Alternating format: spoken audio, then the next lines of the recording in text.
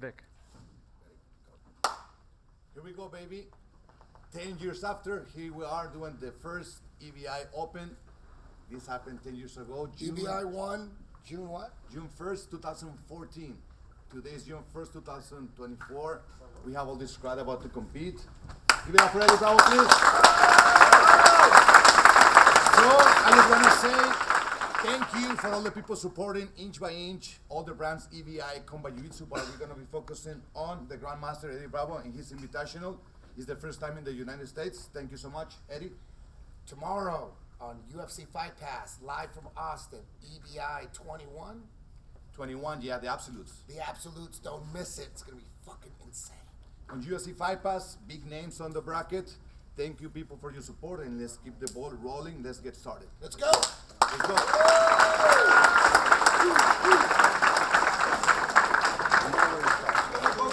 To the first matches, please. Mat 1, 2, and 3. Where's Jacob? Right here. Right here. Right here. The man right now. I think it's Lester. Alright guys, we can go ahead and start the matches, start to call up your first competitors. Guys, finals will always be on mat B, so if you know you're in the finals, move over to mat B. This is something important. If you make it to the finals, this is going to be your mat. Even if you compete on mat 1 and 2, the final is going to be on mat number 3. We have BMAC and TJ in the house. Please give it up for them.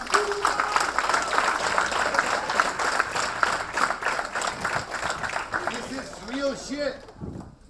This is real shit. The technology allows us to have all our crowd here with Octavio, Manny, Augusto, Tori, everybody working hard for you guys. So thank you so much.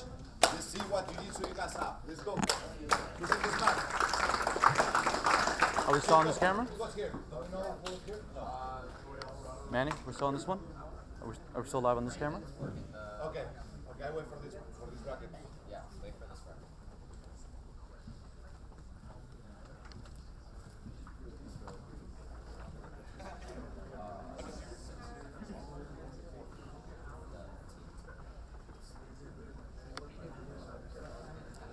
All right, I think we're live.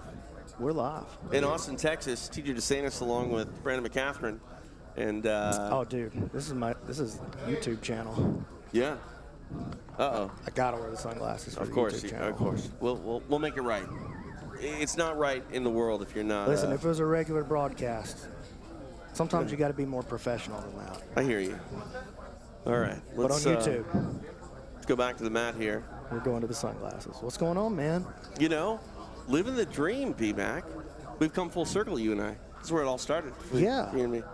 This is awesome, man.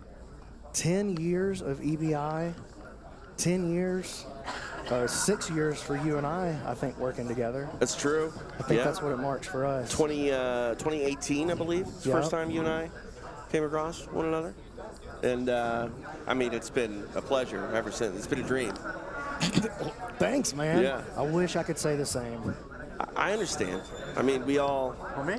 offer different things to the relationship. No, dude. And, Working with you is the best, man. So this is actually my first ever Jiu-Jitsu Open that I've been a I part can of. tell. You Really? haven't told me Yeah. you're not on What me about the anymore. old Gracie Nationals and stuff like that back I mean, in the day? that was more like one match. You know what I mean? Yeah. It wasn't just, I wasn't there. I mean, I kind of rock starred that one. I came in, right before I needed to be there, left immediately after I didn't need to be there. So I was there for like 45 minutes that day. All right. You know? That was your first jiu-jitsu gig, was that? Pretty much, Just yeah. come in and rock star it? And Yeah. Right out the back door? Yeah, You didn't even yeah. stay to see Metallica or nothing? No. I was Metallica. That's not true. That's absolutely not true. But so what can we expect here today? Let's come back on camera now that you got your beautiful glasses on. This is just the EBI Open. So this is, if you want to follow along with the brackets and stuff, it's all going to be on Smooth Comp. You can go to smoothcomp.com. Huge shout out to those guys. They're not like an official sponsor or anything of the EBI Open, I don't think, but they're getting that love right now, man. And they've been a great tool throughout everything that you and I have done lately, especially UFC PGF, Fight Pass, Invitational, yeah. PGF. They were crucial. I just can't say enough good things about the Smooth Comp fellas. And whoever else they got over there. They might have some Smooth Comp ladies over there too, but I've only met the fellas. That might be by design. Yeah, You're a heartbreaker, B-Mac. Do not bring him around Brandon. Or He's you're- obviously a hunk. Or you just make people uncomfortable. One of the two. Maybe that's You why know, I haven't met the smooth comp ladies. think it's probably that Right. one. I'm just a weird dude. So we are inside 10th Planet Austin for the EBI Open. Whole bunch of weight classes, whole bunch of competitors, you know, from adults to kids, and this is pretty cool. For the first time ever, EBI extends its brand to literally everyone. You can just sign up and go have that EBI experience, and it's pretty cool to see. You know, we talk about the growth of you know, our relationship, the growth of jiu-jitsu over the last 10 years or so. This is a crazy, completely dude. different sport. It's crazy. This is just an open tournament, and we got like a whole. This is a great vibe, dude. Let's see how it plays out. I would like to know which division and which match we're on, so we need to get somebody coming over here to tell us what we're watching. Yeah, otherwise it's like the carnival game. What do you think these guys weigh? Yeah. And if we don't get it within 5 pounds, do they get a stuffed animal? I don't think they do get a stuffed animal No? today, TJ. Okay. Can I have a stuffed animal? I feel like that's just a matter of just deciding to do it, you know? Maybe I am a I'm not stuffed going animal. to get you one for sure. So we we're got looking- to get the warm-up boys right here slid off to the side. All right, so this is mat number 3 right in front of us. Yeah. Don't ever lock and don't lock your knees. Don't stand too straight. There we go. See, look at you. You're not even looking at the monitor again. It's not even fight day yet, and you're already doing bad habits. Be like, look, we got the monitor here. Look. I know. Listen, but I got to be able to see. This is. You can see in the monitor. It's not the same. It's not the same for I'm me. going to look at the monitor. Well, I'm watching both. You know what I'm saying? That's true. I mean, there's. I need multiple angles so I can see what. Like, you need a certain angle of that shot right there. You know what I mean? To understand what he did. It's nice. So are we full EBI rules here? We got get down rules and all that fun business? Yeah, I believe so. Oh, shoot. He's going like to an electric chair early. That was a great sweep. But, man, it's crazy how much more easily they change position when there's no points for top and bottom. That's what I'm noticing right away. It's all action. Well, they're just back and forth. Like, it seems like neither guy has a preference for where he wants to be. And I think it's obviously like we're starting with some of the newer competitors, first part of the day. And you can see these guys are not like, they're not covetous of one particular position or one particular style. Neither guy's trying to force his game.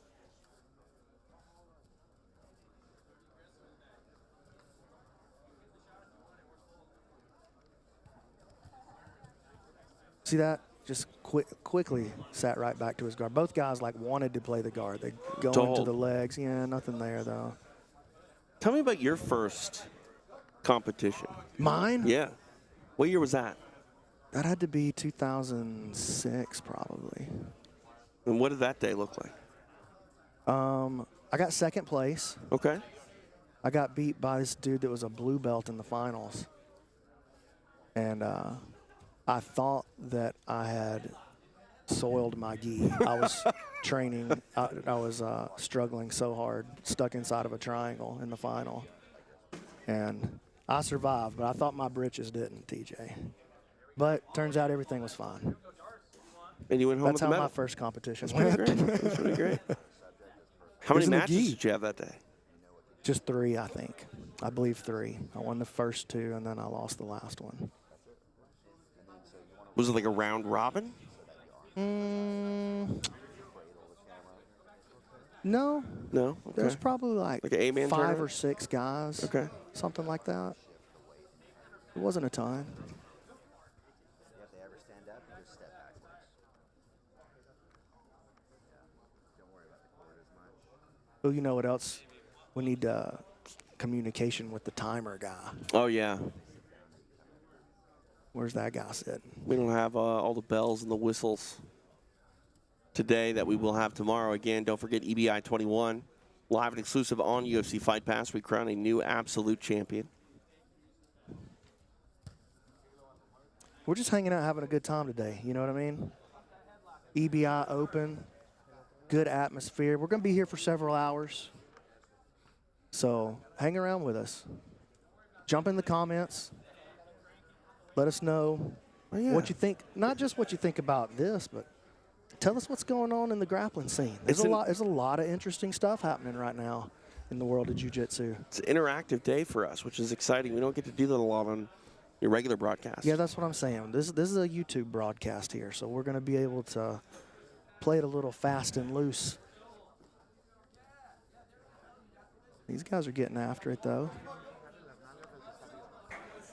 He's cranking on his head there, but he doesn't have that. Now he could do something with this. There he goes. Oh, man.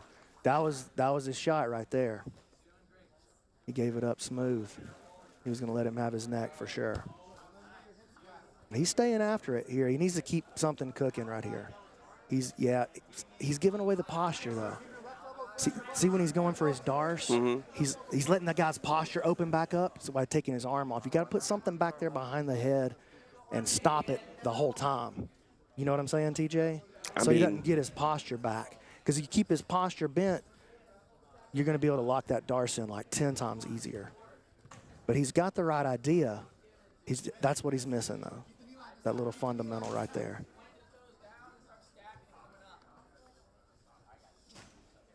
Oh, look at this, switching off to DOA, and he's going to try to take the back. So with these guys, this is probably going to be pretty dangerous here.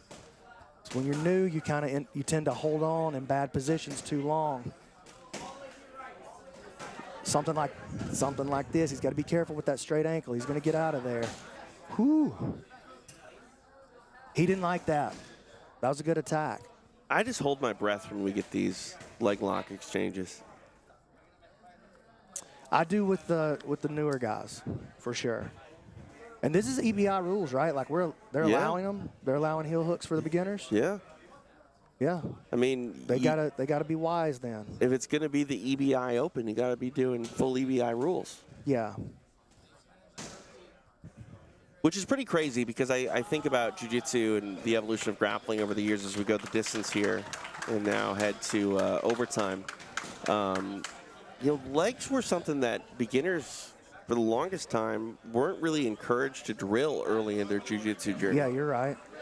You're right. And now, I don't want to say you've seen it, but there has been an overcorrection, I think, in jiu-jitsu, in no-gi, for a while. And I think we've dialed back from that. But I feel like it went too hard the other way for a little while to where guys were kind of forgetting some of the things that they needed to know to be dominant world-class grapplers, like get on top and smash, right? Learn how to wrestle. And so I think there was a period of overcorrection back the other way. But like all things, over time, there's a regression to the mean. And I think now, because jiu-jitsu went through that phase of over-reliance on leg locks and is now started to see that it's just a tool in the toolbox, I think jiu-jitsu is better for having gone through that. The quality of jiu-jitsu is up across the board. Right. Like every academy, I feel like the quality of jiu-jitsu of all competitors is up across the board now. And the quality of wrestling has come up as well. Like jiu-jitsu is just in a great place of like incredible growth right now. Like the industry, the sport itself. What about for practical, everyday self-defense use? Do you feel jiu-jitsu is in a good place when it comes to defending yourself at the street? Yeah, I sure do. Yeah? Because if you've got, dude, imagine you got 6 years of grappling. Okay. Like of sport, straight sport jiu-jitsu. Okay, competition jiu-jitsu. Yeah, not even trying to be a competitor. Right. But like you're a dude who goes 3 times a week, 2 times a week for 6 years and just does this. Yeah. You think this guy's you think he's gonna be able to do okay? Yeah. Yeah, he's gonna be fine, dude. Yeah. Like, oh, but what about okay. But we're just talking about, like, is he gonna have a better chance than somebody who's never done it? More than a better chance. Yeah, dude. You're gonna control every second of that scenario. A self-defense situation is so unpredictable and uncontrollable and involves so many potential scenarios. There's literally every possible thing is possible in a self-defense situation. So anybody with any training in any martial art is going to be better than somebody with no training in any martial art. And if you've done 6 years and really committed yourself to trying to be the best martial artist you could be for 6 years, I would put a guy like that in a way better position. So, is it effective in the street? Yeah, I think so, bro. I think it's pretty good. 2 years, I mean, I kept saying 6 years just because I was thinking about purple belt, but even a year or two.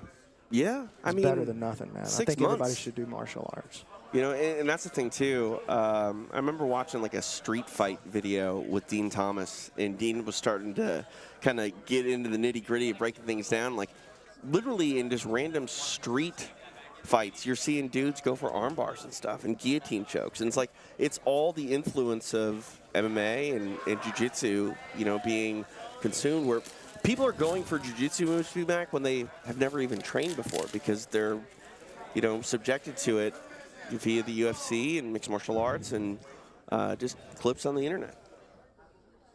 Yeah, it's just there's so much more information available. There's so many more training partners. There's so much a larger variety of philosophies for someone to glean from as well. Like, it used to be like it came from one source. Right. And it was like one stream of thinking. But as time goes on, people have different approaches to the problem solving in grappling.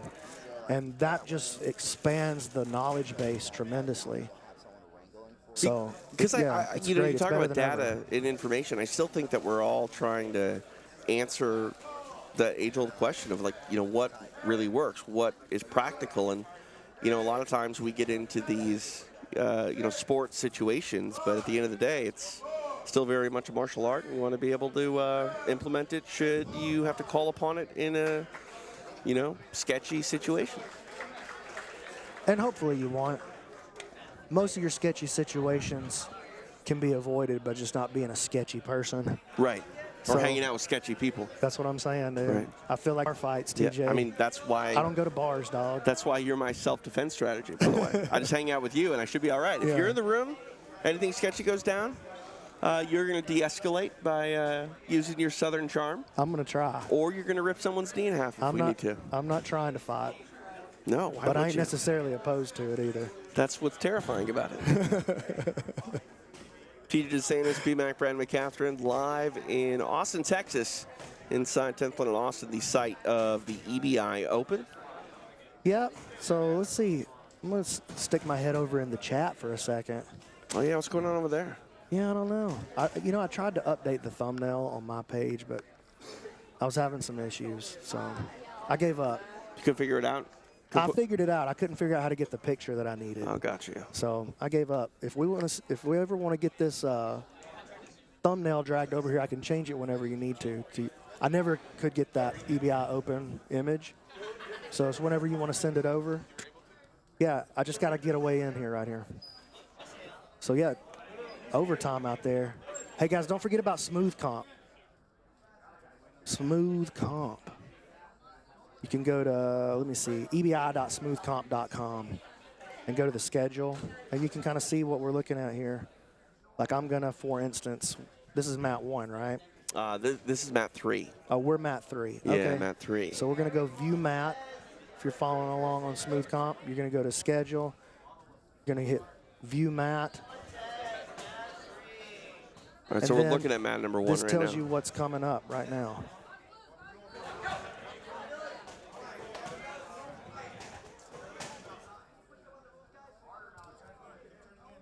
Yeah, they're over on mat number 1.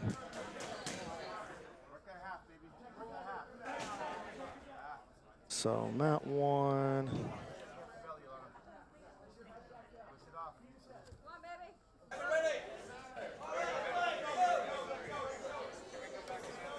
And there's a match happening back there as well. So they got 3 mats running out here. It's a whole lot of jiu-jitsu. The mat we're looking at right now, I believe they're in overtime.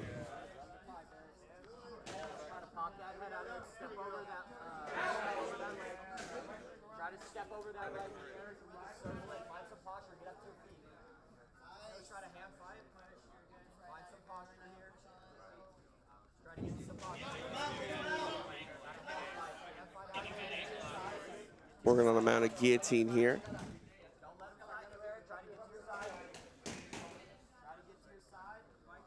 Ooh, he's not reacting super well with his posture, but he is fighting at the legs. But you see how much he's getting bent up? Man, again, I would have stayed on that front headlock right there. So tell me a little bit about Austin, B-Mac. Oh my, Americana. Hey, see, got to be careful. Homeboy's got to get his. Oh, there's the tap. I was going to say, he's got to get his head back on top of that arm. Why has Austin become this mecca for jiu-jitsu in the last 3-4 years? Because New Wave and B-Team moved out here. But why Austin? I don't know. Why? I mean, why Austin for anything right now? It's kind of like, it's the place to be. Is it the food? Have you had any barbecue while you're out here? Yeah, dude. Not this trip. Okay. But you invite me? Barbecue in Austin is off the charts. spots? Yeah, I know a couple of sweet. spots. Let's go. I like barbecue. Would it surprise you to find out that I like barbecue? No, it would not. Really? Because I don't eat anything, really, believe it or not. Dude. But of course you eat barbecue. Of course, yeah. Sauce-free, though. I don't eat sauce. Okay, so this is going to be mat 3. So we are getting some folks up here. Manny's our director. He's trying to. Yeah, because whoever wants to come up, it's good. Listen, I'm treating this honestly, instead of us thinking of it as doing professional broadcast commentary on this. No. I'm thinking of it as like, we can almost look at it as a way for these guys to go back and hear what we had to say about their matches and kind of pick up a couple of details. And for those of you that are watching, to maybe pick up a couple of details that'll help you out as well. Because we're not, look, this is an open. We're not watching professional guys right here. It's almost like you're not tuning in to this broadcast to see the best of the best. You're tuning in to see hungry young guys on the come up, trying to make their mark for the first time. You know? It's like if it were like a skateboarding jam session, right? We're just kind of watching, having fun. So don't worry too much. That's the main thing I would have to say to these guys is, like, it's good. Get out there and get used to the feeling of competing. Competing is a separate skill set than being good at jiu-jitsu. They're two totally separate skill sets. Well, it's just the feeling, you know, the pressure, the mindset. It's all different when it's a formal setting, if you will. Yeah. Well, that's the thing, though. It's actually not. It's not, but it is. You know, it's a mental thing. Right. Right. And use competing as much as possible at the early stages to make that realization.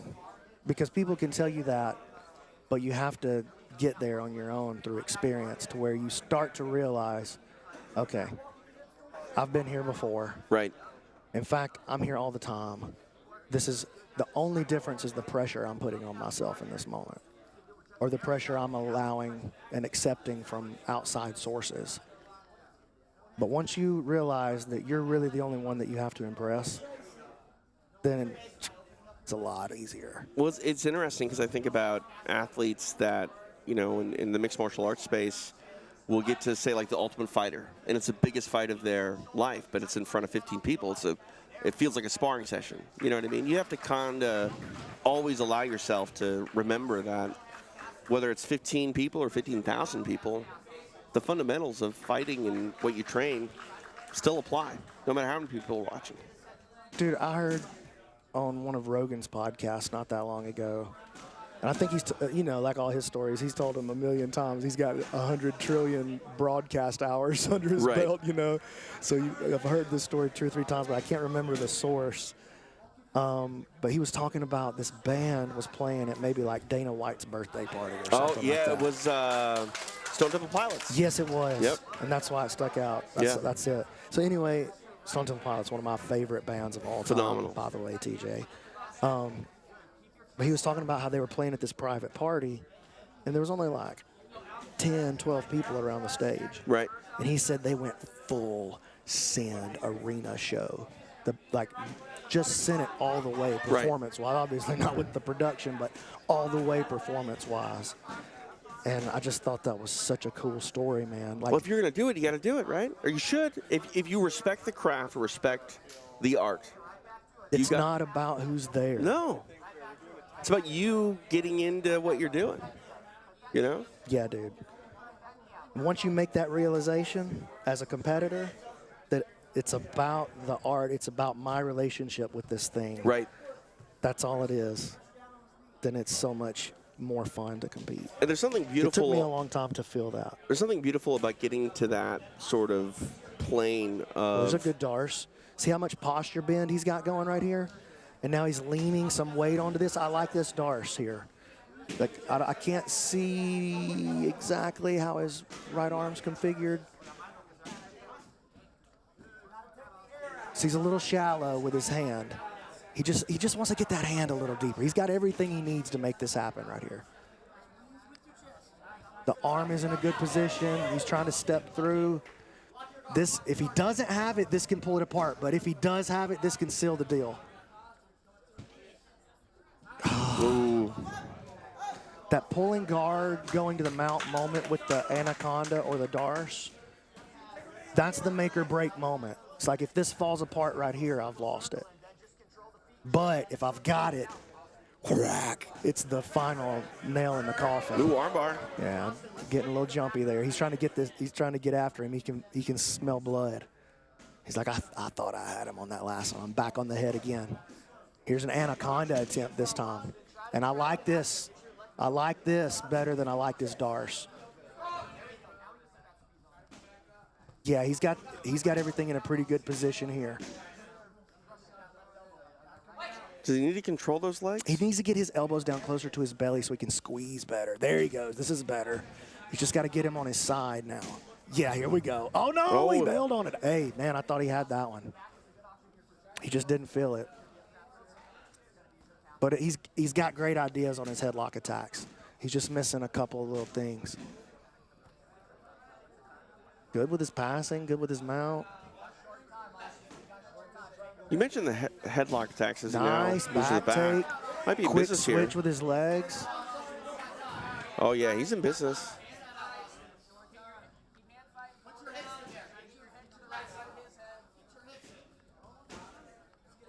Oh, wow, survives. You know what? You know what I like about this kid?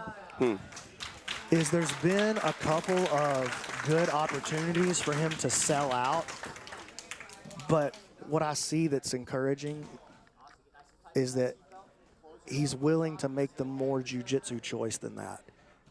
Instead of making the aggression choice, he's going, you know what, I don't quite have this, let me move on. Right. And, you know, there's a point, there's a balance there of I don't have this, I need to move on, and, yo, it's time to send. And he's going to get better and better at that moment, but He's making a tactical decision, I like that he's too. okay Yeah. with philosophically with moving on to the next thing. I think that's a good sign for a guy like this. Also, in my opinion. keeping in mind, too, B-Mac, like, you need to not squeeze out your arms. You need to be smart about it because, I mean, now we're in overtime just like that. No real rest or anything like that. Yeah, this is the beginner division, dude. I believe this is Jesse Ayala versus Austin Hines, I think is what we're looking at. And this is a good sign. This kid looks good. For a beginner division, I'm impressed with him. So going back to, your gym, how often are you making your guys run EBI overtime? We run those type of positioning. We do that kind of stuff a lot. I really believe a lot in positional sparring. So you're just starting from those positions? yeah, we use those two positions, but we do a lot more. We do more positions than just those two. Like we'll spend, we'll open class, for instance. We'll open class with top half guard passing. Like you got the underhook, he's got the lockdown. We're gonna just start and use this positional sparring to get our bodies warm instead of just shrimping down the mats or doing forward rolls or butterfly stretching and cutting the crap with your friends on the sideline. You know what I mean? Like we'll just use this to get warm, and then we'll do a lesson on that, and then we'll use that at the end to kind of cool down. Got it. And then get into rolling. So, yeah, we'll do that with a variety of positions. Definitely the back and the arm locker 2 of them. So not totally under the chin. Is definitely can finish that though. How much should he sell out for this now? I'll go ahead and stay with that. He's in overtime right now though, right? Yeah. So he got the full 2-minute rod. I think they're running a bit of a modified overtime here in these earlier matches. I don't know if we're getting the full 3-round maximum or if it's still limited to Dude, one this round. kid's 16 years old. Wow. If you're following along on Smooth Comp, it's Jesse, this wow. Austin Hines, this kid that just won, 16 years old, man. I don't think he was on defense in overtime for 16 seconds. Hey, I'm impressed with this kid. Listen, for the beginner division, that's a promising talent. Now taking a look, I believe here at mat number 1. Very nice. Let's get back into the comments over here for a little bit.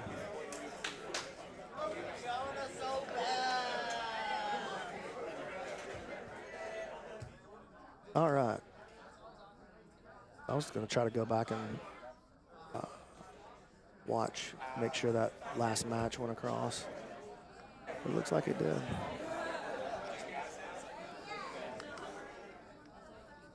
Who are we watching right now, TJ? What mat are you on? I believe we are on mat 1.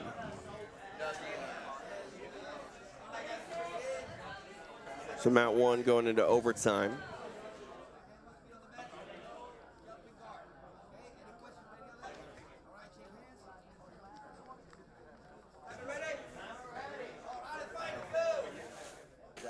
Oh, we're back to mat 3 here, though, right?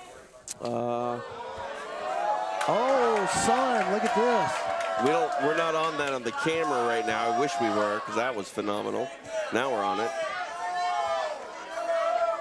Body triangle locked on here. Trying to get a hold of that neck.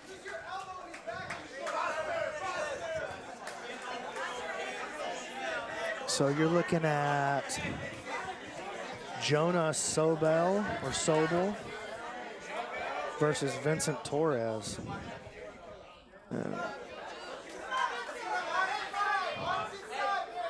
I believe that's what we're looking at. A very aggressive start to the match. Yeah, he was on him pretty quick with that arm drag from the feet. So these guys are 16 and 17 years old. Wow.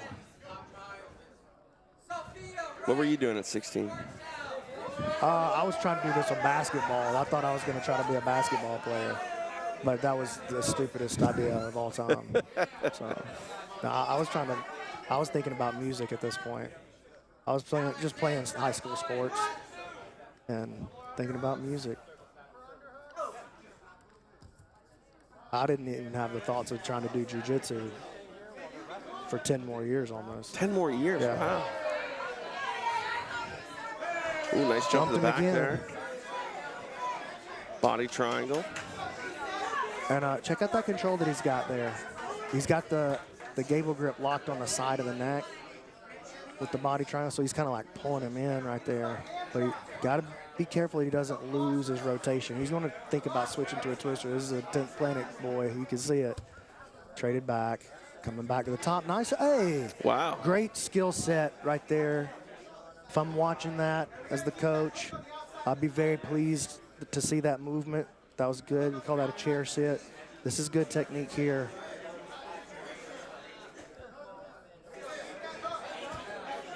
He's got to keep it. See that rotation starting though, making this. But look, he trades. He makes a switch. Wow.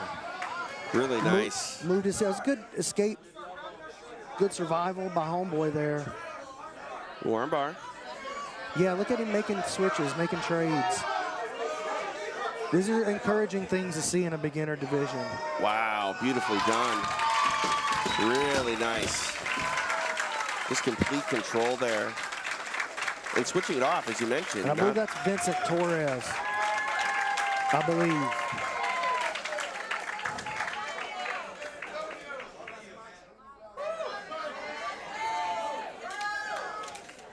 Beautiful work turned in there.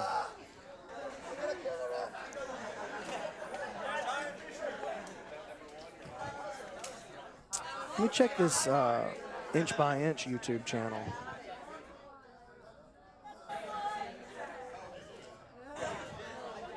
Yeah, we got multiple chats going because we're streaming live in multiple places. If you're just joining us, I'm TJ DeSantis. He's BMAC, Brandon McCatherine, live in Austin, Texas. We were inside 10th Planet Austin, the site of the inaugural EBI Open.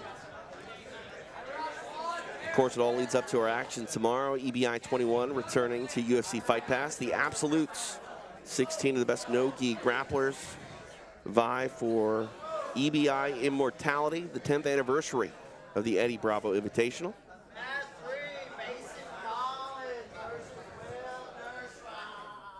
Okay.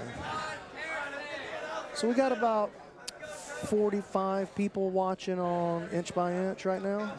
So if you're joining us from the Inch by Inch YouTube stream, thanks. Inch by Inch is, I guess, kind of like the, I don't want to misspeak, but it's like Master Vic's production, like, organization, Yeah. him and Eddie, right? Yeah. And then it kind of is, all these, like, things are popping off of it, like EBI. Right, Combat Jiu-Jitsu, CJJ. Medusa, all in the Inch by Inch family, if you will. Yeah, so Inch by Inch by Inch kind is of like the big Zuffa deal. of Yeah. the whole thing. Yeah. Yeah. It's cool, man. They've done so much to grow this sport, Eddie A lot, and Vic. a lot. They really have, man. If you think about what the sport was before EBI started and what it is now.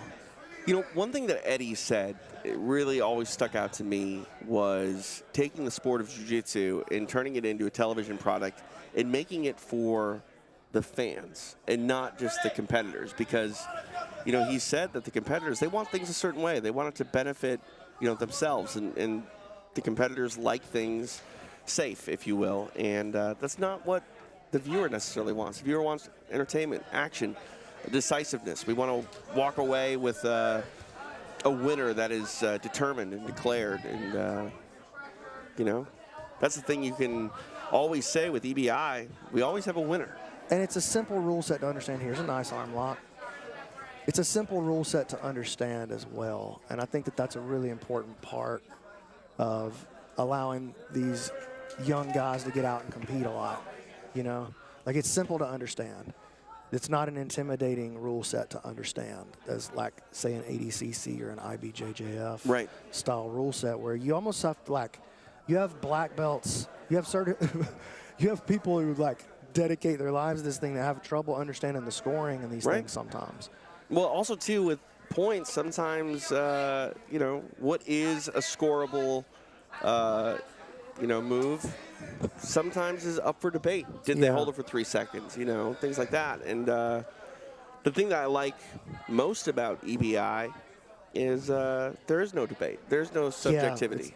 Yeah, you're always going to be certain about who won the match. Right. Now, you may have all kinds of disagreements about how these rules are set up. Right. Okay, you don't like the rules. That's a different argument. thing. Yeah. But there's never controversy about who won the match. No. It's almost impossible. Like, yeah, it's a super simple rule set, and I love that gives easy access to so many people to go and try to compete. And it won't be for everybody, but and one thing I like too is how EBI has evolved the sport.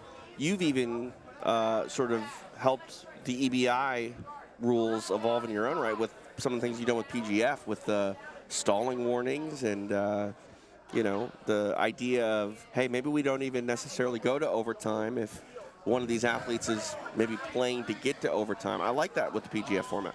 Yeah, and I think that'll prove to be a good way to do it, too. I don't even want to say it's a better way to do it, that it's superior or anything like that, but I think we should at least run that experiment with the rule set. And I think that's something that Eddie has been on board with. And Eddie doesn't have to do it. Yeah, of course. Eddie doesn't have to run those experiments. Well, you know, like, there's so many other shows. We can go, and then the great thing about Eddie is he'll adopt it if he likes it. 100%. I remember when Chael came out with Submission Underground and he was running EBI rules, and I remember going to Eddie thinking like, okay, are you upset that Chael's running these rules? He's like, no, he's calling it EBI rules. Like, that's the biggest form of flattery, and it's a movement to have unified rules, and I think that's important. Yeah, I think Eddie's he's just been the right guy to lead this charge for sport jiu-jitsu. Like, as the first guy, I don't want to say the first, but one of the first guys at the table that was really trying to run a promotion for the long term, right? And he's been the right guy because he is so open-minded, Say what you want about Eddie Bravo. I think he's incredible. But people have their criticisms of him, and to me, you can say anything you want about Eddie Bravo, except that he's closed-minded, bro. Right. He's the most open-minded about guy, everything. And that makes him such a special individual to be in this position, man. And that's the thing. I'm super thankful for Eddie and Vic and what they've done for the sport. I feel the impact of what they've done. And both of them, too, I think, are trying to just make jiu-jitsu better. At the end of the day, sure, you want EBI to stand alone and be a premier promotion and organization, but at the end of the day, I think the goal is to make jiu-jitsu better than where they started. Yeah, they're doing a great job. Hey, look who just crept up on us here, Tej. What's up, guys? Yo. Curtis is here. Yeah. Curtis, you know what I would like to do? Would you like to sit in this seat right here for just a second and let TJ kind of talk to you about what's going on here today? What are you guys envisioning that this becomes? Just talk to us a little bit about your involvement with EBI Open and 10th Planet Austin. You don't have to leave, B-Mac. You can stay. Well, I do have to leave because I got to go check on my daughter. Okay, I brought go do Logan your thing. with me. All right, go be a dad. All right, I'll be right back. Good job. All right. Thank you, Manny. Absolutely. Brought me a chair in my own spot. TJ, one more time. Yes, sir. Grab that, throw those on. Check, check. We got you. What's up, dude? How are you? Dude, great to be here. Cool production. I mean, it just kind of like popped up. Yeah, this wasn't much of a plan. It just, kind of just happened. But it's working. It is. It is. How many people we got here today, I would say a couple hundred, at least. How many competitors? Close to 200, I think. Nice armbar sub right here. Yeah, the action has been fast and furious, running 3 different mats here inside 10th Planet Austin. This is cool, man. Looking at the EBI brand and how much it's exploded the 10th anniversary, it's kind of cool to go back to the roots and just have an open sort of tournament and see how many people are rabid to try their hand at this format. Not just the big EBI show, but to have an open where just sign up and come on and play jiu-jitsu is pretty great. Yeah. Just the chance that everybody experience the rule set, before the EBI too. So we're kind of back to that true jiu-jitsu. Just we're gonna roll till someone taps. Right. And we rolled for 10 minutes, no one tapped. Hey, how about you get on my back, or I'll get on your back. We'll see where it goes from there. Maybe an armbar type thing. So right. The emphasis for us has always been the submission. We're selling submissions. That's kind of what our rule set's all about. That's what it's about. It's submission grappling, right? Exactly. Let's try to get some grapplers submitting other grapplers. So yeah, it's super cool to see these guys going at it, and to host it here has been awesome. I hope we do it again in the future. I think the EBI Open rule set is a lot of fun. It's easy to prepare for, just playing a game.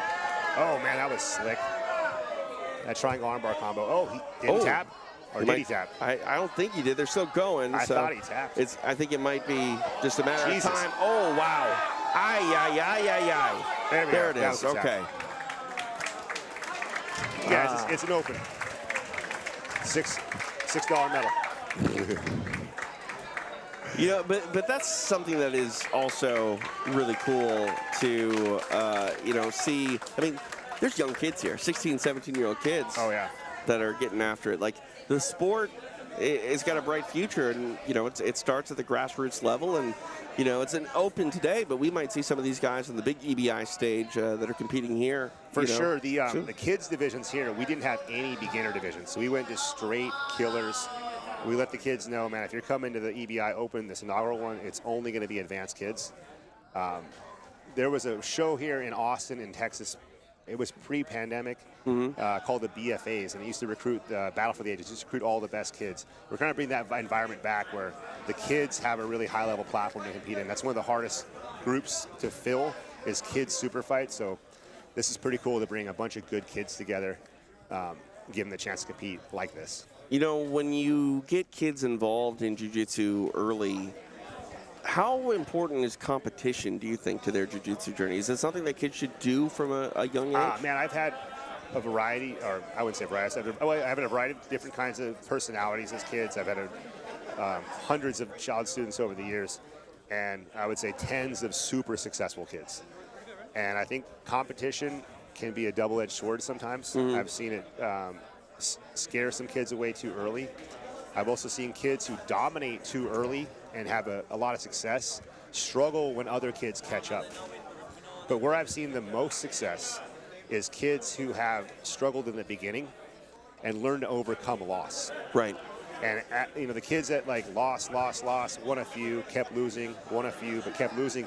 Eventually, the tide turned for them, and they became really gracious winners, and started winning consistently. But because they lost so much, they were humble, right? And they knew how their opponents felt, and they didn't gloat. So I feel like the competition can really set someone up for success and keep you in the game if it happens the right way. But I think it also comes into how the parents frame the win, the loss, the competition as well. I think that's a huge part of it, man. So I think that it's important for the parents to point out to their kids that they love them either way, that winning and losing they're the same thing. The whole point was for you to compete. Right. And that would be, I would really encourage any parent listening, any future parent listening is don't make it all about the win or lose. Make it about the preparation. Right. You know, I feel like in all sports, you're going to be humbled, but combat sports and mostly, I think, grappling arts and the combat sports are probably the most humbling experiences of all competitions. For sure. You know, it's one thing to lose a basketball game on a team. Right. You know, you can have a great game and still lose. Yeah. And you could, pass the buck onto somebody else, that kind of thing. But the reason a lot of people don't want to do jiu-jitsu or want to compete in martial arts is because you're the guy losing. You're the one getting highlighted. Yeah. And that's a scary feeling for a lot of people. I don't want to be that guy. I don't want to get highlighted. But that excitement and that risk, makes it fun. There's a rear naked. Yep. Boom. That was a good fight, too. These guys are working. You can see the sweat equity on the mat there here inside 10th Planet Austin. Getting after it here early, all part of the EBI Open. Again, it leads into tomorrow's EBI 21. The Absolutes live on UFC Fight Pass. I'll be there, TJ DeSantis, along with BMAC Brandon McCatherine, but we are kicking things off here with the EBI Open. And I was talking to BMAC earlier, man, like Austin is the hotbed for jiu-jitsu these days, and it's a cool city even without the jiu-jitsu, but if you're a jiu-jitsu head, man, this is the place to be. Man, it's been quite the evolution. I got out here in 2015.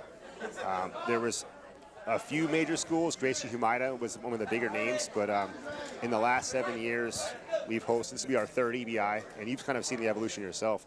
Now every major school has an affiliation here. Yeah. If not two. Right. There's more than one Six Blades now in Austin. There's obviously New Wave. There's obviously B Team headquarters, New Wave headquarters, all the Gracies basically, and more than just one of them. So you're absolutely right, man. Austin's become Mecca. I think that had a lot to do with Texas being open during the pandemic. Sure. Had a lot to do with, I think, just how much emphasis we put on in competitions in Austin. The On Invitational was a huge predecessor to some of these.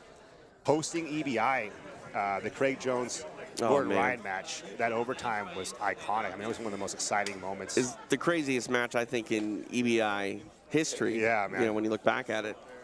I think that match, it's got like millions of hits on Facebook. Fight Pass has isolated that overtime, and it's just like, yeah. And that night, if people don't remember, I think Craig had gone through the field in like under 90 seconds to get into that. Very little mat time at that point. Yeah. And he also had the flu. He was really sick that night. Oh, yeah. And, he nearly took home the arm and the crown from Gordon Ryan. And, man, Gordon just didn't tap, wiggled out, and strangled him. Yeah. Yeah, it was crazy. But never heard that room so loud. That was the original 10th Planet Austin. And man, we brought the roof down when that happened. That was the most insane moment. There was a lot of great moments, and I think that contributed again to the growth of jiu-jitsu in Austin. For sure. And now look at this place, man. Yeah, I mean, what's better, the barbecue, the live music, or the jiu-jitsu?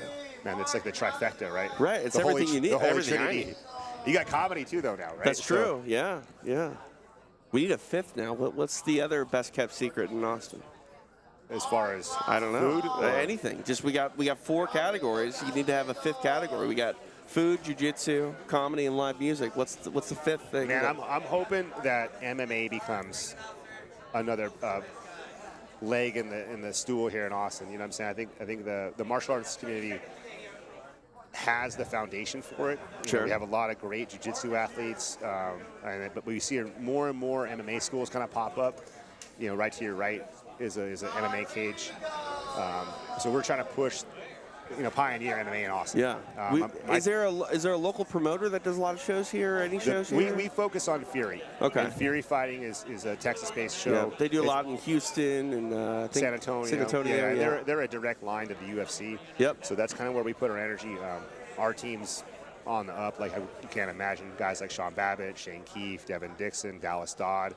The solid list of dudes. So that's what I would love to see in Austin is just the continuation of the development of the MMA scene. More small promotions, more gyms offering that program. Yeah, just more competition in that realm. You have to give me some heads up on where to go to get some good barbecue. Ooh, we're big fans of Terry Black's here. Okay. If you haven't been there, what's their special? What do they got? Like they do brisket? I'm about the brisket, right. The rib, the sausages. If you come to Austin, you definitely want to check out Terry Black's. It's downtown. Sweet. Or close to downtown. Yeah, I'll take you there, man. Let's make BMAC buy. BMAC. I don't know where he went to. Hopefully get in his wallet. There's a long history of the barbecue in Austin.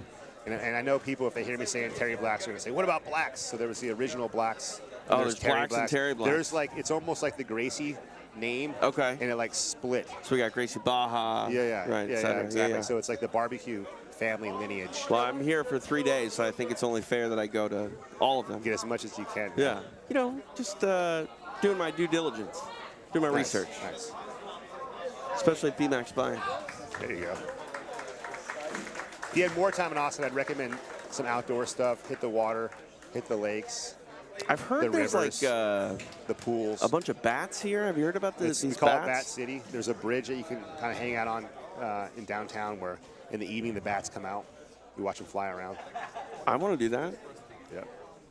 I might just stand there and go cool spot to visit if you want to go check out some old architecture. All right, I'm down. BMAC, what you thinking? You jump back in?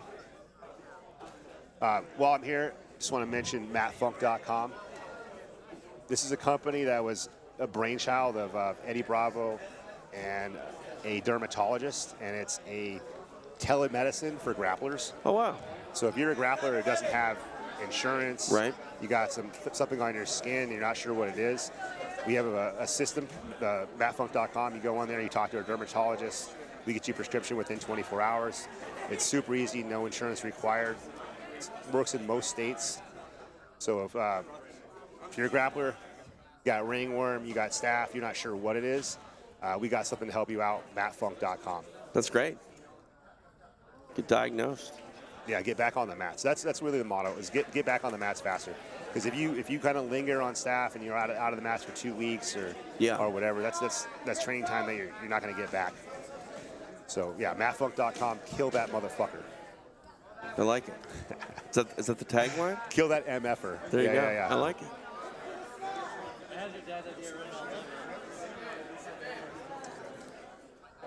You coming back? Yeah, you jumping in? Yeah. Thank you, Mac. It's been a pleasure. Thank you, sir. Appreciate you stopping by. BMAC's coming back. While you were gone, Brandon, we nominated you to buy us dinner after this. So. Me, who am I buying dinner for? Well, me, Curtis. Okay. I don't know. Anybody else that comes with? Well, it's mostly me. You're buying me dinner. Okay. Okay. I can do that. Perfect. I can buy Curtis dinner too. Nice. It's getting pretty thin after that, TJ. Your boy's still on that jiu-jitsu salary, you know what I mean? Right, I hear you. The sport's up and coming, but right. It ain't. I ain't taking everybody to dinner just yet. Give away $100,000 over at PGF. That's right. I already took everybody out to dinner. Keep the dinner budget light.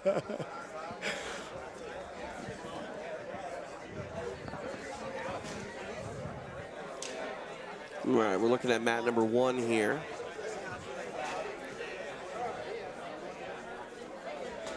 And remember, guys, if you want to follow along with the bracket, you can do that at smoothcomp.com. I think it's ebi.smoothcomp.com, right? I believe so. That's what you said earlier. I believe that's right.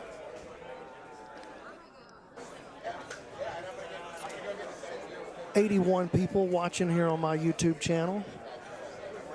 Appreciate you guys. Y'all don't be scared of that super chat. I don't even know what that means. Where you can donate to the streamer. Oh, so they'd be buying us dinner maybe. Perhaps. All right. And if you guys want to just send some dinner or some lunch right here, I know TJ would eat it. I mean, you don't know that for sure. I'm a pretty picky eater, B-Bag. But if they sent some cheeseburgers. Yeah, it depends on what's on the cheeseburger. If there's mayonnaise, I'm not eating it. I understand that, to be honest with you. Yeah, I don't do that. What if they sent some chicken fingers? Oh. Hard to go wrong with chicken fingers. Yeah, crushing them. Yeah? Yeah. They will. Okay. They will. My people will send you some. I don't even need barbecue sauce on it. You know what they have here? They have one of my favorite restaurants here that I can't get in California. What? Culver's. Culver's? Oh, so That's good. one of your favorite restaurants? Yeah, they're a Midwest They have staple. one of those in East Lawrence, Alabama. I know. I was excited when we drove by it. Oh, my goodness. When I did PGF Season 5. I need to get me some Culver's. Listen, anything that exists as a franchise in Lawrence County, Alabama, it's not a. Be careful what you say it's right not now. breaking ground. You know what I'm saying? No, I don't know what you're saying. Because there's a Culver's there. That's the issue that I have. I disrespect Culver's, dude. See, I will cause. You keep talking like that, you're gonna have to choke me unconscious because I will physically attack you. I don't believe. And then, probably right. That would take a lot of work. I don't believe you would. But if I did, you'd have to hurt me, and I don't. That's dissuading me from doing it as well. But I think that's a good choice on your part. I do want some Culver's. Okay. They got chicken maybe fingers. the people will send you chicken fingers from Culver's. I bet you they won't, but I wish they did. You got to start believing a little more powerfully in your manifestation powers. I mean, nice little 4-piece combo. Yeah. Be great. Tell the universe what you want, With some TJ. Sweet Baby Ray's barbecue sauce. Just put it out there into the universe, and it'll come to you, man. Maybe a root beer for a drink or lemonade. Maybe. You just have to see what happens. See, now in that you're regard. starting to get me excited, but I don't think it's gonna. I don't believe it. I can't manifest these things. I wish I could. I can't believe Culver's is your thing that you're trying to manifest from the universe. I just don't have it in California where I live. If I had it in California, I'd probably be more excited about something else. Rod Dunsmore in the chat, he says, bro, Culver's? Yeah. And I'm with him. I'm with Rod. No. And then he said, can we get this guy some Torchies? Torchies? Now, that's what I'm talking about. What's a Torchy? Torchies Tacos out here in Austin. Okay. Help me out. Because you know I'm... You're a picky eater. Right. You actually ordered tacos for me at the last FPI in Las Vegas. That's what I'm saying. I feel like I got your trust a little more than I used to. Yeah, but I still crap the bed. I got yellow cheese instead of white cheese. But what I like is that you're stretching your horizons. He's getting his ankle stretched.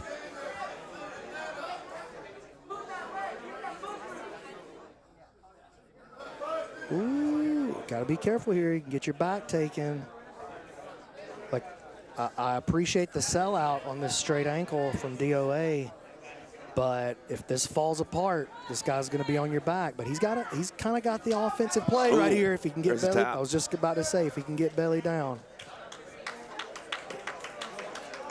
Oh, he didn't like that. He took a pop right there, I think.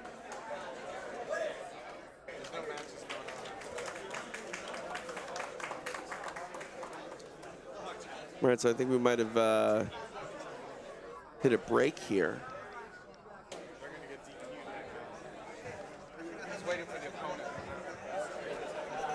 What you mean? We're getting a break? Trying to hear from Manny on when the next match is. Oh, okay. So we don't have a match right now. We're still waiting for. It'll come to us. Yeah. Okay, so tell me about these tacos. Torchy's is good, dude. What kind of taco? I mean, street tacos, you know. Can I get a flour tortilla? You can. Okay. I'd definitely go with the corn. I like flour. I feel like you gotta follow my lead on this one, TJ. Dude, look right here. Look in the chat. Torchy's is life. Really? Life? I mean, that's a bit of a step out. Okay. But it's good. Culver's is good too. That's the part where we're gonna have to See, I'm willing to do both. Give me a taco, give me a chicken finger. Ooh, maybe you put a chicken finger in the taco. Food is art. There's no wrong answers. It feels like if there are wrong answers, though, you know them. Oh, here's Jaden from 10th Planet Atlanta in the gray.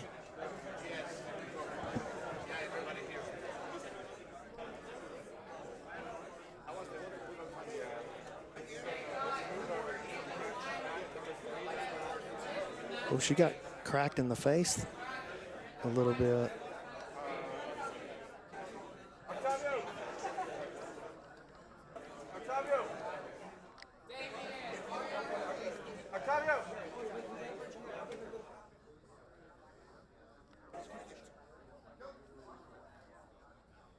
Man, coming forward.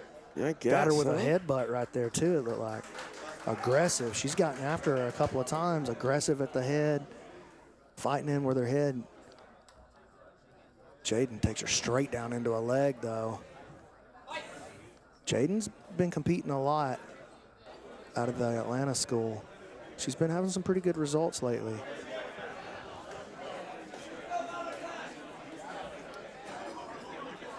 Good reaction from. Let me look up and see who this opponent is here. Is that Matt Warren? Oh, there's an outside heel hook. Oh, jeez. Uh-oh. Yikes. See if she's okay. Action on Matt 2 now.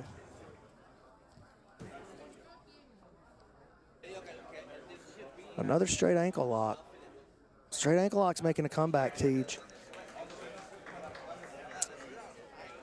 These beginners, though, they're selling out sort of on ankle locks that aren't quite there, you know. I believe that was Elizabeth Oliver with Jaden Alexander.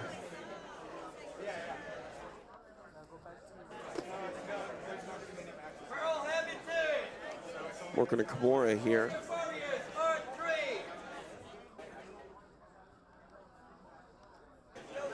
TJ, I want to go live from Meta Ray-Ban AI glasses. Hey, I mean, you do you. I want to get that set up. I don't know how to do that, though. Yeah, I've been charging them over here, letting them get some battery built up in them, and I'm going to try it out. I'm wearing mine right now, but they're just to see.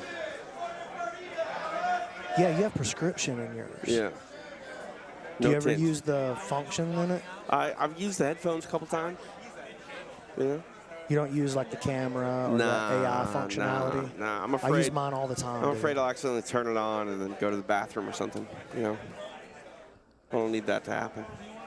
You're right. I don't think anybody needs that to happen. true. So It's true. I actually agree with your decision. I worry I'd about like to those get you a things. new set of frames, as a matter of fact, just to. I Just feel the like we need bathroom another frames. fail-safe.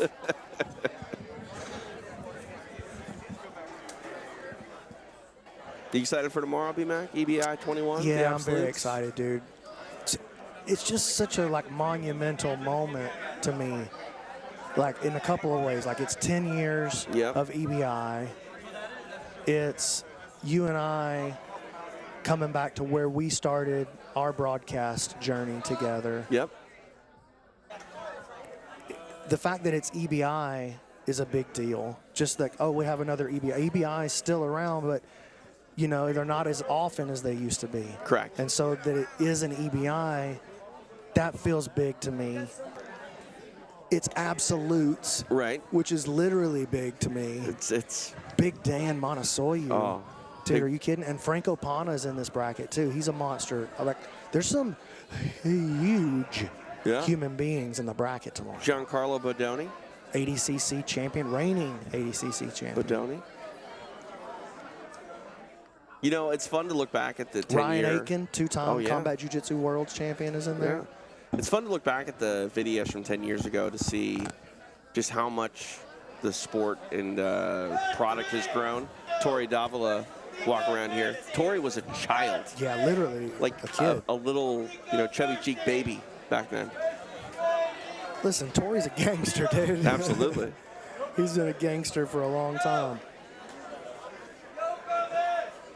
So we're going to get somebody back up here on mat 3.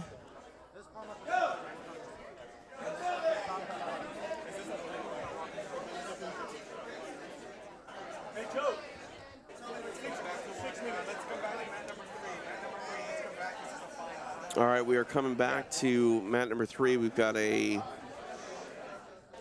finale about to unfold here. And who is this? Who is this, though? All right, we just know it's a final. Well, I just think the smooth comp is, whoever's running the smooth comp is it's not updating in real time. So that's hard for me to know who it is.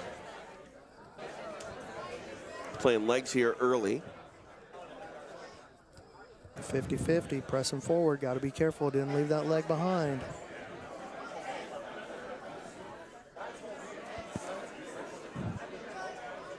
You have a favorite EBI moment of the last 10 years, B-Man? EBI specific? Yeah, and we did a little show on Fight Pass earlier this week, but I'm curious. EBI specific, I would say my favorite moment would have to be when Gio beat Eddie Cummings. I just felt like that was ultra monumental in terms of EBI. I felt like that was probably the best and most fun EBI show. If I had to pick, like, what's my favorite one ever, I would have to say EBI 10 is my favorite. And then Gio ended up winning it at a time when the Danaher Death Squad, in particular Eddie Cummings, was unbeatable in any rule set. Yeah. And particularly in the EBI rule set. Yep. They were just unbeatable. Yep. And Gio got what a lot of people felt like was a big upset on Eddie's event. You know, it was just a cool moment. As a 10th Planet guy, it was a really cool moment. What was interesting, too, is that was Gio defending his bantamweight title. Yeah. And he did successfully defend it. It was in Mexico City. Yeah, Gio won EBI 3 times, right? He won 1. He beat Jeff Glover at EBI 1. Yep. He beat the guy from Cobrinhas at EBI 2, right, in the final? I think so. Remember, he hit like a ham sandwich on him. Yeah. So at he, like EBI 2. 1, 2, and 10. Yeah, I think so. what he got, I yeah. think 3 times, man. Man, That's pretty crazy. That's crazy. He's a 3-time champion. Yeah.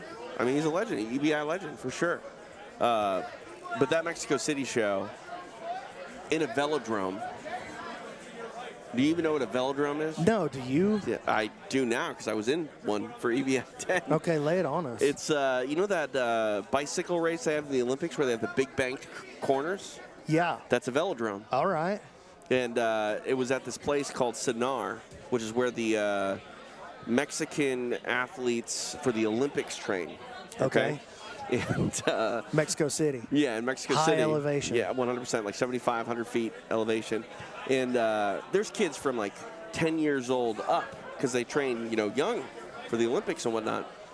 We roll in there, and little do I know, they're pretty strict on security there. Okay. And by security, I mean making sure that no fat, pasty Americans roll in there with banned substances like Coca-Cola or any other processed sugar. I don't think I could survive. Well, they took all my foods away at the gate. I Okay. lost a 12-pack of soda and 2 Monster energy drinks. You were going to do all that during the show? No, we were staying there. We were staying on Oh. campus. I was trying to take that to my hotel room. Wait, Yeah. you were going to do all that over the course of a weekend? Yeah. Okay. I shed a tear. I can imagine. And Capella laughed at me. Oh, see, I love Capella. Yeah. I'm glad he was there to laugh at you, because this was a time before we hung out and Right. did our broadcast together. Yeah. And you know, if I would have been there, Yeah. I would have wore you out right there. Yeah. And I'm glad that Those were peaceful times in comparison. I'm but glad that still. Capella gave you what you deserved Yeah. right there. He laughed. Yeah, he's the man. I love that guy so much. Him and Lila, they're like two of my favorite people ever. It's kind of rare, you know, like husband and wife, both black belts.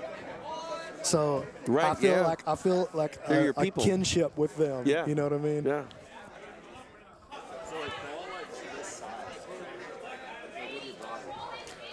Yeah, Capella was clutch that week for me because I don't speak much Spanish. Hard to order food.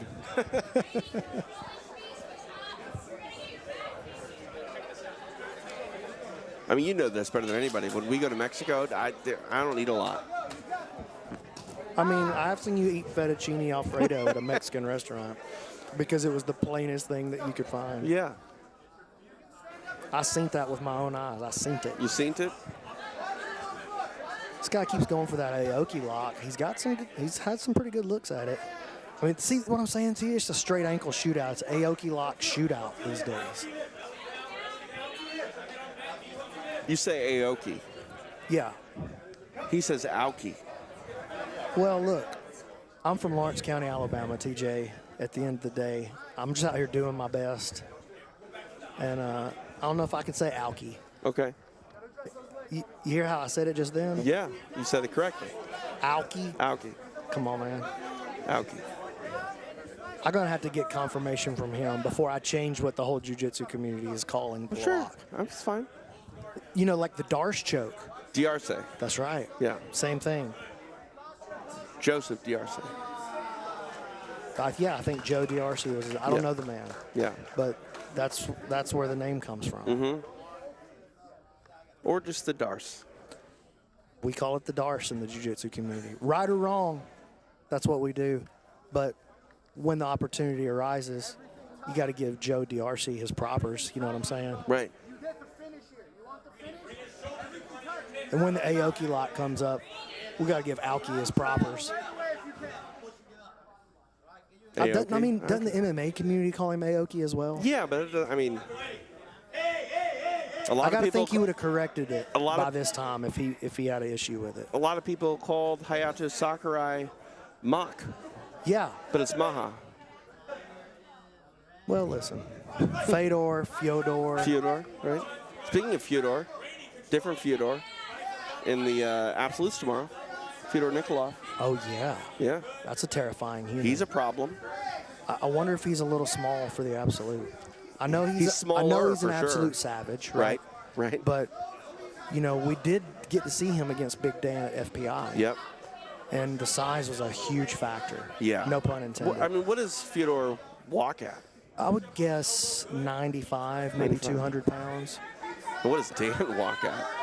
285. Right. It's probably what he cuts to in, like, competition shape. I'm guessing he's in the 300 range. Was he 22 years old? Yeah, he's a kid. I love that guy, by the way. I love Oh, both those guys. I'm a big fan of I almost said Fyodor. See what I'm saying, dude? Fyodor. Maybe the. I'm calling him Fedor. Fyodor. I'm calling him Fedor. Until he tells me otherwise. He told you otherwise. I mean, season 5 of PGF, we called him Fyodor. No, I'm saying when I'm standing right here and I'll be like, hey, Fedor. But he's never going to tell you. like, hey, buddy. And it's still Hey, okay. buddy. It's still okay. Okay. I gotta hear it directly from him. I didn't hear it directly from him. All right. I heard it through the grapevine. How many people say your last name correct? That's what I'm saying. You can't be that picky. Right, My wow. last name is McCatherine. It's never been pronounced correctly. Eddie Bravo still calls him McCaffrey with a PH. Yeah, so I think I called you Brandon McCaffrey for like 3 shows. When your name is McCaffrey, it's just not the kind of thing you need to spend your energy being upset about because people are going to mispronounce it. See, I say my last name multiple ways. DeSantis or DeSantis. I guess that is multiple ways. Where I'm from, that's the same thing. Right. Homeboy's on the neck right here. He's got that.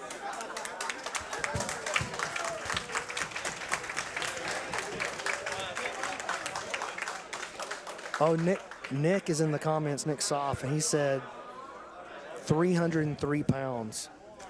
That's what Big Dan said he weighs on Instagram. 303. That's what Hulk Hogan was billed at in the 80s, 303. He was a big boy, too. People don't realize how big the Hulk is. Yeah. I mean, he was going up against Andre the Giant back in the day. I know, you know? that's what I'm saying. People got it twisted. Right, yeah. He's a regular guy. Nuh-uh. That's a big dude. Yeah. Wasn't he like 6'5"? Yeah, 6'5", 303. So he definitely wasn't 303. No, he's like 270. What do you think he actually was, 270? Yeah. Man, 6'5", 270? He's still not making heavyweight MMA limit, you know? Grief almighty, that's a huge person. Yeah, those guys are big. I'm down to 160 pounds, TJ. Soaking wet? Yeah. Okay. Yeah, I had to think about that for a second. So when are you and I going to have a match later? I stand prepared. I don't need any advance notice. I don't well, need... I'm not talking about jiu-jitsu. What are you talking about? We could do UFC video game. Again, I stand prepared. We could do pig. Basketball? Yeah. You don't want to do that. Okay, horse. You don't want to do okay, that. Okay, horse for me or horse for you, pig for me. You know, I only got to get you to spell pig, and then you lose. TJ, for me, I can spell horse. TJ, listen. Or maybe pig for you, and then supercalifragilisticexpialidocious. Listen. For me. I would say 6 years of doing this together. We're friends. Yeah. We're friends. Yeah, we're family. So just look at me. Yeah. And I'm going to say something to you from my heart. I'm very scared. Don't. Oh, wow. But that makes me want to. Hey, check this out, TJ. Yeah. Don't. Don't in what regards? I'll smash you, dude. To pig? Yeah. I'll crush you. I don't mind being crushed. Maybe I'm into it.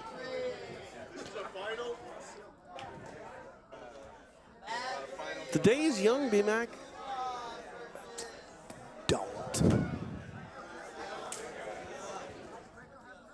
Are you undefeated? No, definitely not. Okay. But I'll kill you. Figuratively. Oh, we got some young. Wow. So I saw this fella here. I saw him just a little bit ago, and I was talking to him on the sidelines. This is his second competition that he's ever had. Okay.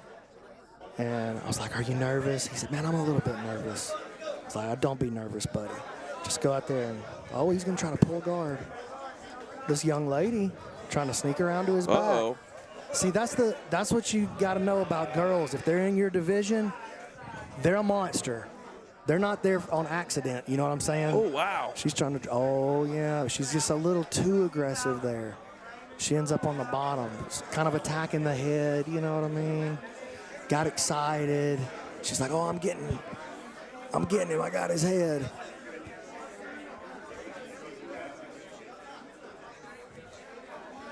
Now she's got homeboy kind of on top position with her. That's tough. He's a little bigger than she is. And she's moving a lot. So she's creating movement, but he's trying to settle her down.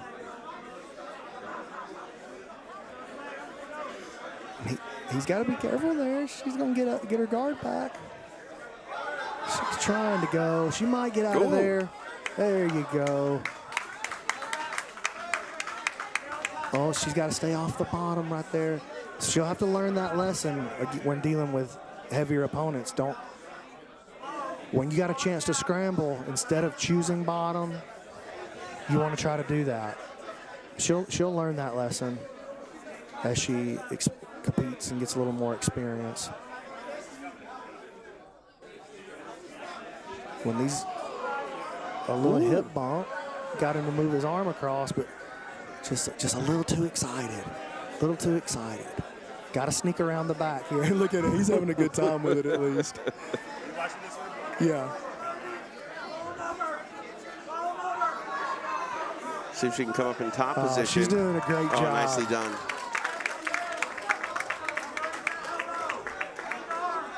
This is a fun little match. Oh, look at him. Hey! That's a pretty good bridge and roll there. Trying to open the guard. Look at him go back and forth.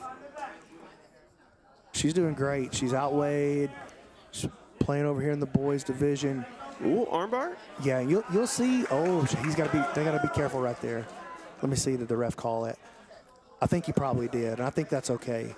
When we're dealing with these kids divisions, I think that's okay. I have no problem with them making a call too early in kids and beginners divisions. It's about the experience more than it is anything. He might have tapped, and we just or said tap, and we didn't see it or hear it. Good for those kids, man. That was pretty special. Yeah. I think our sport's just in great hands. Everything's going the right way, man.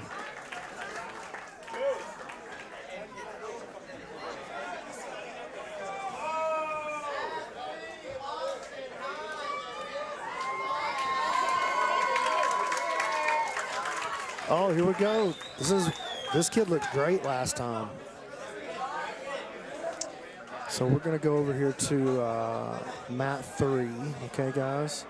So go to mat 3. I'm going to smooth comp, and I believe this is Jesse Ayala versus Dylan Dicker. I think these are both 10th planet guys. Yeah, Ayala's out of the Freaks, and then I think this is Dylan Dickerson. I could. Is this a finale? This is the final match. Yep. Maybe this is not. Maybe this is not the. But that is Jesse Ayala, though.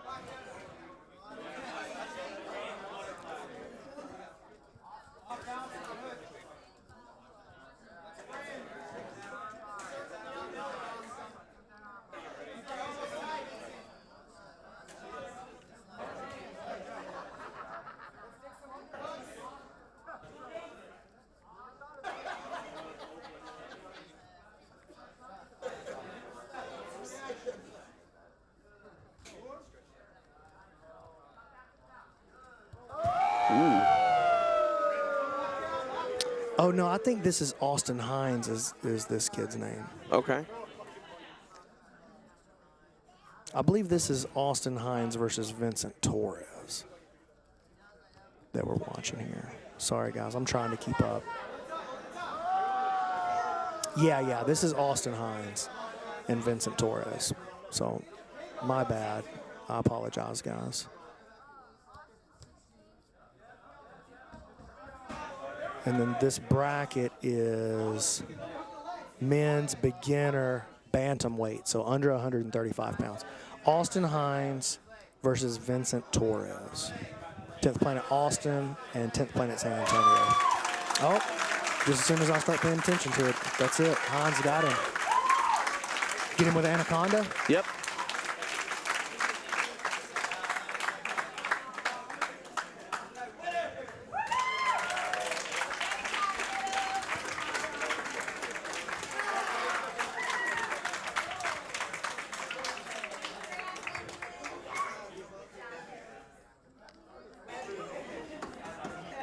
Looks like we're in overtime here on mat 1.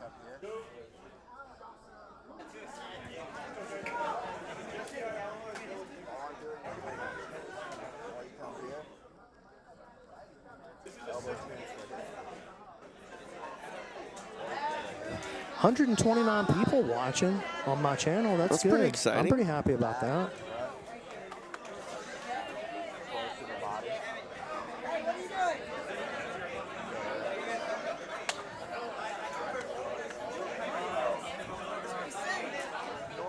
Yeah, I'm trying to keep up with the smooth comp guys, but it's not hitting in real time, and so I apologize. It's hard for me to nail it down exactly.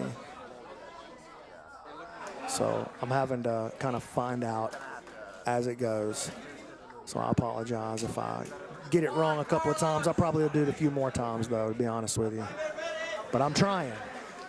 That's got to count for something. A TJ. for effort, B-Mac. A for effort. You got to give me something here.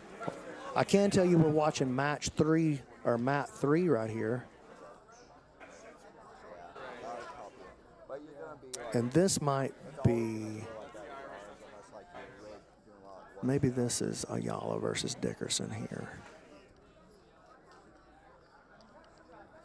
A lot going on, Tej. A lot of mats. A lot of madness. They're out there getting crazy. I'm thinking about chicken fingers right now. TJ, gotta calm down, player. I haven't had breakfast. What time is it? It's like noon. Come on, man. Straight up 12 o'clock right now.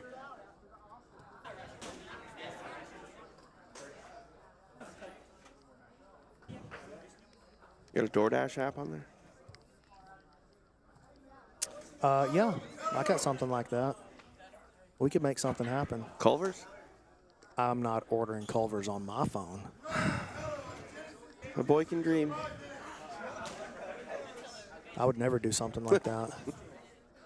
I'm a good guy. All right.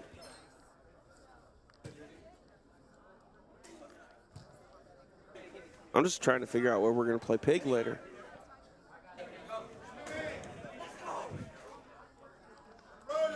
We're not, TJ. We're not? I'm trying to save your life out here.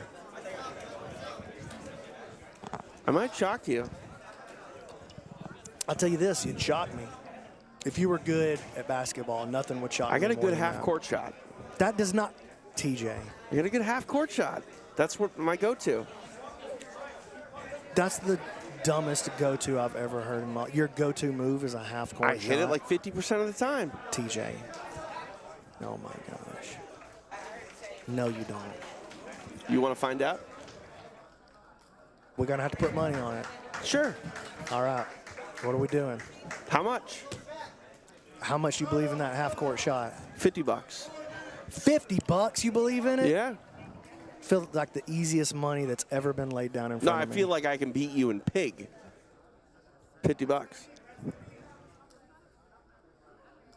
I couldn't imagine an easier way for me to make $50. Like I'm sitting here trying to think of a way. Then you give me 2-to-1 odds. You beat me, you get $50. That I still beat you, doesn't feel fair. You get $100. It still doesn't feel fair. We'll go 3-to-1. TJ. Let's go. Let's do it. All right. Manny can shoot it. TJ, I'm gonna. How can you have this much confidence that you're gonna beat me in basketball? Can you hear what he's saying? I have 3. He's trying to do work, and you're over here trying to give away your family's money. You have a gambling problem. That's what's going on. Now I see it. I don't think so. No, I see what's going on. I never gamble. I never. No, you have a gambling problem. But you told me that we had to put money on it just to make it happen. I have a competitive problem. No, I see what's happening. It makes sense, though. Okay, no money. No money. We don't need to put money on it. I'll just beat you. Oh, my God. That's even more insulting. Let's go. I will go buy a basketball right now. I'm putting a poll up in the chat. I'm serious. I swear to God, I'm about to do it. How do you make a poll? How do you do it? I tell you what, I don't know how to do it, but listen, guys, I need to know in the chat, do you think that there's any chance in any way that TJ can beat me in a game of horse? Let's make it happen. happen. I want you to remember that he said that the half-court shot was his go-to. It is. Nick says he imagines TJ as the old dude at the YMCA that only shoots free throws at 6 a.m. No. Half-court shots. at 6 Oh, a.m. my God. TJ, it just gets worse and worse. I want you to stop. I want you to stop this. I will stop after I beat I you. want you to stop this madness right now. Let's go. Just I care about you. You know what I mean? I know. Hey, what is sad is how disappointed in yourself you're going to be. Dude, check out in the once I chat. beat you. The Egghead Warrior. I know him. It's our boy. I know him. He'd back me. He wouldn't. He would. No. He's a smart man. He says TJ for the win. Yeah, see?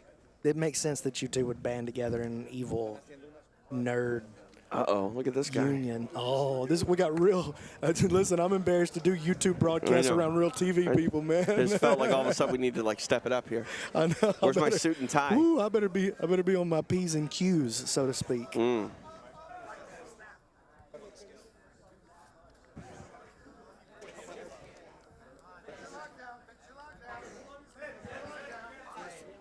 All right, I'm going to find a basketball court.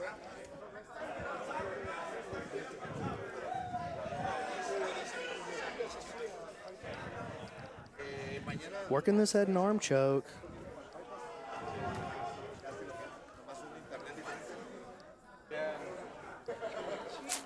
I believe this is the guy that we saw earlier that kept attacking the Darce.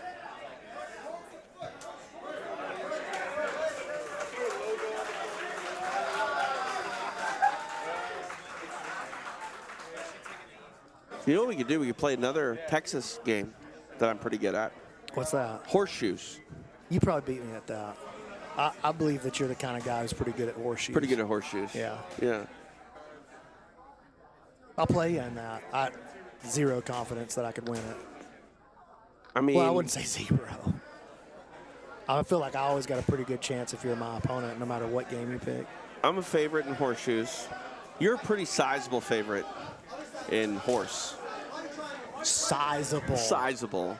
But, you know, I'm feeling like you're GSP and I'm Matt Serra. Yeah. Well, that's stupid.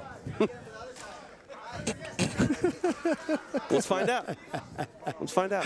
I mean, I'm willing to spend. Listen to this comment. No. Drunk Jitsu, that TJ has that I just see red and bodies drop top of confidence with his basketball. Yeah. Oh, dude. You know, ask me what happens when we get inside the paint. What? Okay. What happens when we get inside the paint? I don't let it get inside the paint. I don't even know how to respond to that. I just shoot half-court shots and sink them, drain them, non-stop. Dude, Drunk Jitsu, he described it perfectly.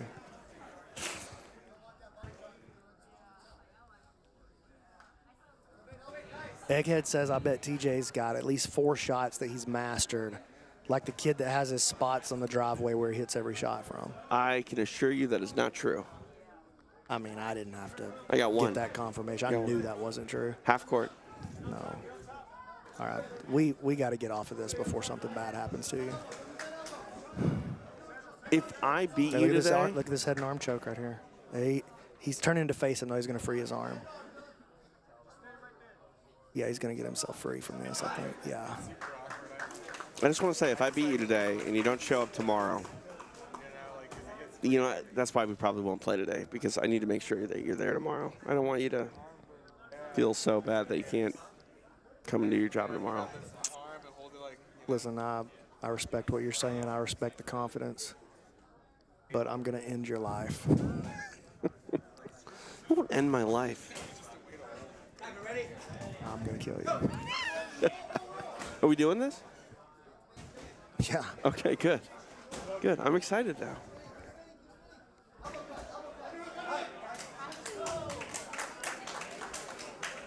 And you're buying me dinner. I think you're going to be buying me dinner. No. That's the way it's going to turn out. No, I don't think so. What's that? What is that noise? What's It's- that beeping all about? Sounds like a metronome or something. Yeah. I wonder if that's on the actual broadcast or if that's in the room. That's just in our room, I think. Yeah. Yeah. Yeah, it's in the rim here. It's going over the air though for sure. Well, it stopped. Yeah. Let's hope that never happens ever again. I was just waiting for like a song to kick in. Yeah, dude, it felt like a click track was coming on. Yeah. Oh, is that Aunt Melina over there? I'm excited to see these advanced divisions. Oh, Aunt Melina, you've seen him before. PGF, season 4. I know you weren't there for season 4. I was not there. But I know you watched season 4 in preparation for season 5. Bits and pieces. Well, Melina was season 4. Chris and Austin. Oh, this is going down now? Is this like a special match or something? Yeah, this is Chris and Austin Hines, I believe, versus Chris Crawford over here. So everybody gathered up around that one match. They're getting it going in the advanced division over there. Crawford pulling him into rubber guard. Oh, my. Chris locking him down.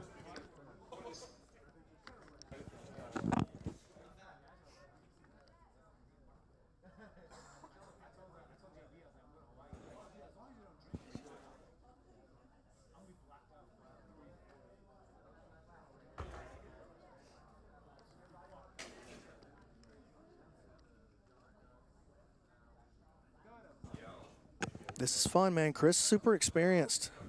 And Austin just, I think did he win a beginner's division? I think he did. Chris locking him down in this rubber guard, though. He's trying to run some game on him. He's like, welcome to the advanced division, kid. But Hines doing a pretty good job of stacking it up. Chris doesn't quite have the head cleared yet. And Austin's got to be real careful what happens with his left arm right there, that he doesn't get it dragged elbow across his body. Oh, he navigated it pretty well. Navigated it pretty well. That was a pretty decent attack there from Chris. But Austin was patient, found his way out. I think we're going to see Chris. I wonder if we'll see him try to go to the legs, if we're going to see him try to play some different game than what he's accustomed to playing, or if Austin's going to be able to put him under enough heat to make him play his A game.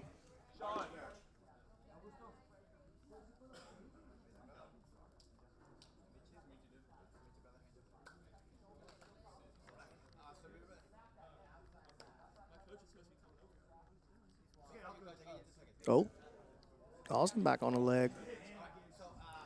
Yeah, that's what you got to be careful of when you're dealing with more advanced players. Getting on that outside ashi without some bite on the heel, really dangerous when a guy's got great movement.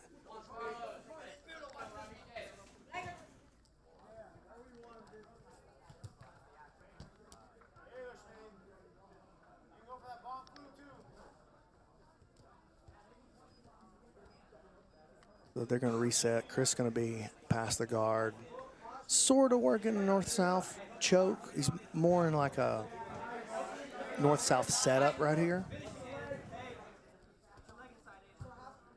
See how he plays it. He wants to use his ribs to turn Austin's. See that? He made Austin's face turn the opposite direction. Austin's in a much more difficult position now because he can't turn and face Chris anymore because Chris's body weight is on his head, so he's trying to turn him. Oh, nice. Goes counter with an arm lock. He might have. Could he have that? Can't see. No, the elbow's out of there. Nice counter by Chris, man. But hey, shout out to the young man. Oh, yeah, got him with that Mikey lock style right there. Fun little match. Yeah, I like Chris getting out here and mixing it up with the young talent too. You know, Chris is still an up and coming young guy himself, but he's been on a bigger stage much more often. And so that's a good match for Austin. Get his feet wet with some guys with some more experience and prove to himself that he can get out there and he can play with him. You know what I mean? Like, that wasn't a blowout. He had a couple of moments where he did pretty well. So nice. Action now on mat 2. Can we pull the volume on the boom down, just on the mat mic down just a little bit? Yeah. I think that's what they're asking for in the chat there. Yeah, not too much. Give it, I still want some ambient noise there, but I didn't hear anything. me either. But I don't know if we're getting the broadcast. We feed. are. We are Yeah. getting the broadcast feed. Okay, well then Certainly are. Then you just mix it how you see appropriate. Then. I think you're just hearing the ambient noise here off our headsets. I could gate those a little bit if you want. No, I think it's okay. It's fine. Well, I don't know when it cuts out like that. Maybe that is a good idea. Yeah. You can play with it a little bit.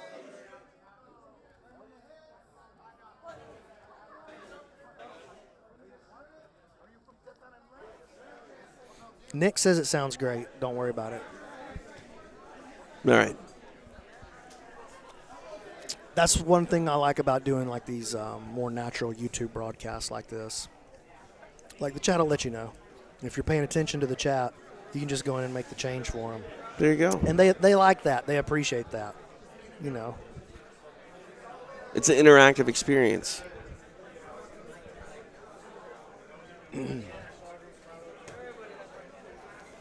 Oh man, pinching it went to honk the nose right there. He might get in trouble for that. This guy might sneak around on him, catch him in this triangle. He's got to watch himself. See, he's trying to pull down on that foot. That's not a super high-level reaction in response to that. Okay.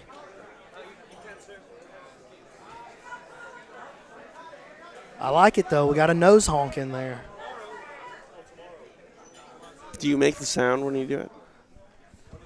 We're watching. So you're watching a different match than I'm watching. Oh, no, you're not. I'm behind on the broadcast. Now you're watching that monitor? Yeah, I was watching that monitor because I got caught up watching the chat, so I messed up. Man. Listen, TJ. You finally watched the monitor, but I don't want you to watch that monitor. Yeah, I hear you. You're right. Okay, thank you. You're right.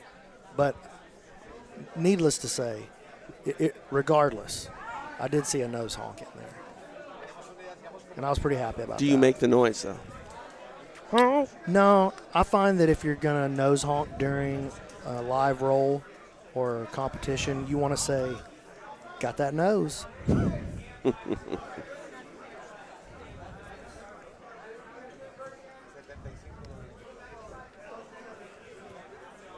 was trying to see if we had a horn honking sound, but we don't. All I got is, I don't think it makes that noise.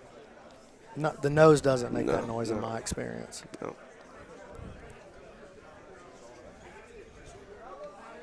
He's working this Darce choke. Got a pretty decent survival going, though. It's going to be hard to finish a Darce while the guy's on his back. And look at that. He tries to spin through and go the guard from it.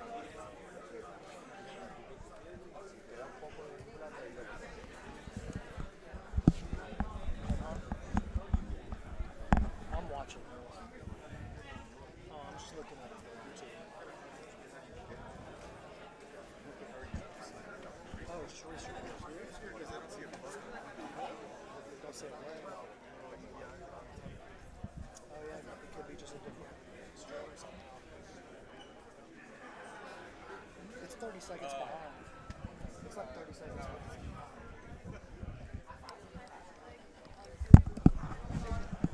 Hey, you see that, TJ? Mm-hmm. Even the producer made the same mistake I made. Yeah. He was watching the wrong stream. Well, he just didn't have this scrolled up all the way. So he thought that wasn't there because he thought it was there. Go like that. I see. Mm-hmm. It's all right. I solved it. You're doing really good, TJ. Really? Yeah. Thank you. I felt like you kind of lost the plot a little bit earlier when you were talking trash on basketball. No, I haven't lost the plot. That's the narrative, and that's what I'm here to do. I'm here to destroy you on the basketball court. Get back to work. I just want some chicken fingers and a game of horse. All right.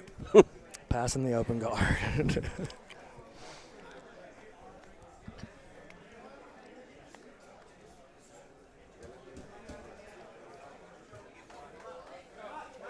You have a favorite submission? Triangle choke. It's a good one.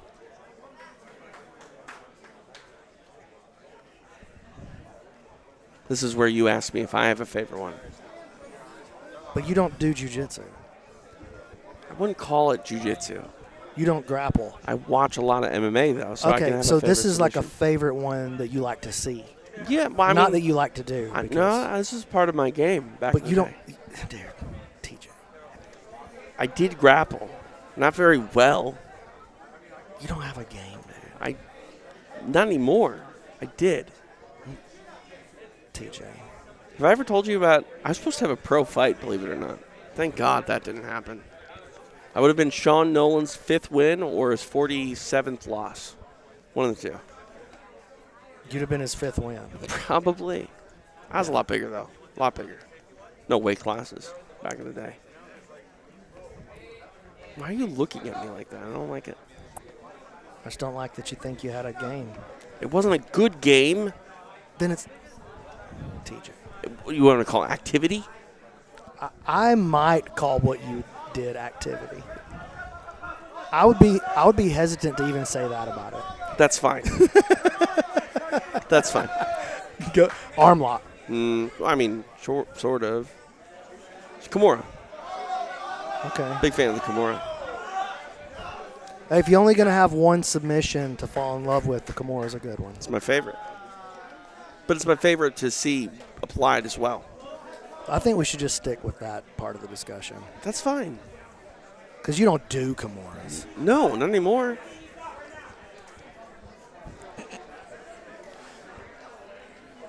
You could argue that I never did one correctly when I was doing it. I would certainly be ready to make that argument. Yeah, I agree. I'm not trying to say I'm qualified on the mat by any means. I'm just saying I messed around a lot. That I would feel comfortable agreeing Yeah, with, that you messed around a lot. Yeah. I don't have any stripes in my white belt or even Oh, a I white know. belt. Oh, I know. Shut your mouth. We all know. Don't hurt my feelings. Listen, we all got our strengths, Teach. You know? Yep. You're the best broadcaster in this industry, Thank you. That's very nice of you to say. but you don't have a game. I agree. We can agree on that. We can agree on that. I love you, TJ. You should. You're the best, bro.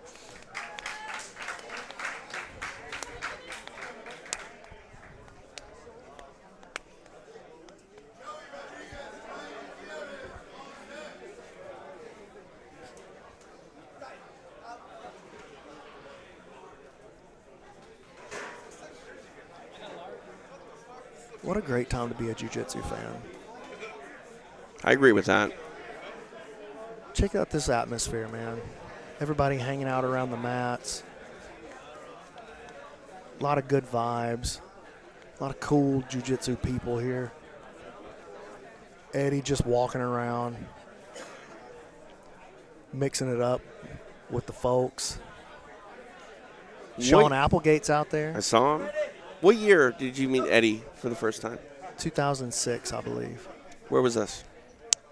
Calera, Alabama. Did he get lost or what happened? He was doing a seminar at an MMA school out there. Oh, wow. And the martial arts guys that I was training with at the time, I was doing Tung Sudo with a dude named Jamie Webster, incredible martial artist. Jamie's an unbelievable martial artist. Super well-rounded. And he was interested. He grappled as well. But he wasn't ranked in Brazilian Jiu-Jitsu. Okay. He had a Japanese Jiu-Jitsu background, Tung Sudo, and just did a lot of MMA. You know what I mean? And so had to understand some things about jiu-jitsu, but it just never been ranked. You know what I'm saying? Just Sure. never had a day-to-day coach. Got it. So he hears about this Eddie Bravo seminar. It's going on maybe like 2 hours from us. He's like, dude, go down there, learn what you can, come back and show me. I was like, okay. And I don't know anything. What'd you learn? He did rubber guard and twister stuff for like, I believe he did, I know he did 2 sessions. I know he did at least 2 hours per session. Oh, wow. But I feel like in my memory, my memory's not amazing either. Right. But I feel like he did 3 hours on each topic. That's crazy. With a break in the middle. I could have that wrong. But he did 2 sessions. He did a rubber guard session. He did a truck and twister session. How overwhelming was that for you? I mean, I took in what I could. Right. I was new. But I also didn't understand who Eddie was at that time. Really? Not really. Like Jamie, we kind of knew. When did you first start him, but following not really. MMA? Earlier than that. But you didn't know who Eddie Bravo was? No, I did not know who he was. I didn't understand what a big deal it was. Oh, got you. Yeah. Got you. Fair. The first UFC that I saw was UFC 7. The King of the Streets. Marco Huas stomping on the foot of Paul Varlance. The Alaskan Bear. Polar bear. I believe they might have said both, Teach. No, polar bear.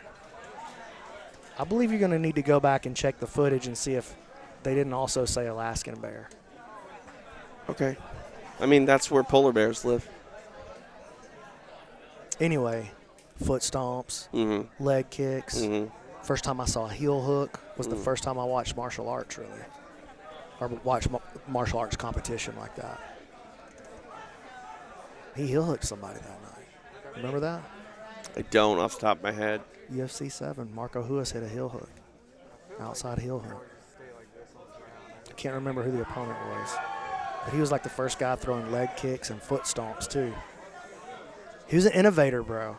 Like, if you really think back on it, he's not the biggest name in UFC history, but if you think back on it. Plaster's giving us crap right now. I don't appreciate it. Yeah. Yeah. We're doing a podcast. Tomorrow's the big day. Today we're just hanging out. So, grab that other headset right there, Plaster. Yeah. Ooh, we've never talked to Plaster on the air. This is actually exciting for me. You're one of the most talented individuals in this sport. In the whole sport. Never get the credit you deserve. Wow, that's amazing to hear. This is probably my first time on commentating. This is not commentating. This is not commentating. This is a podcast? I mean. This is an open mic. Open mic. And whatever it is. What it is an opportunity to watch a lot of young, up-and-coming athletes jump out here and just watch the state of the sport for a little bit. And so that's kind of what we're doing. We're just talking about whatever. You know how I know he's never done commentary before? He just asked me to mess with the volume, and I'm just so used to everyone being deaf. I just started turning it up. He's like, no, the other way. Turn it down. It sounds great, though. I think y'all are the most pro commentating team. I mean, you're everywhere, right? You're literally everywhere. Yeah, FBI, EBI, CJJ, PGF, Medusa. Man, pretty cool. My challenge, there's all these stories popping up everywhere. So my challenge is, how do you frame the story of this athlete and frame the setting, but that's what I'm trying to deliver to the audiences, this nice character story. You know what's interesting? I think when we do what we do, we get this whole story just on what is playing out in front of us, especially in a one-night tournament. And sometimes I feel like we end up almost responding and reacting to what is in front of us more than really the untold story of how they even got there. We get sort of caught up in the actual, this is a match and why, but we don't really know what even led them to that point a lot of times. And the more higher profile people, we get on the biggest stage, you don't have to get into that, but each and every person that's in this room right now at this Open has a different origin story to jiu-jitsu. And it's impossible to even tell that. And that's something that I think is really important in what you do, is you help color in the narrative to stories that are, already being sort of unfolded long before we ever even see them step foot on the mat. I think that's exciting. It's a big challenge. It takes time to dig into people's lives and have them open up. And it's always a goal to find that personal story in each of these athletes. But also tell the macro story about, the city, Austin in this case. Right. And then a little bit smaller, the macro, the event, and then the person and their challenges coming into this sport.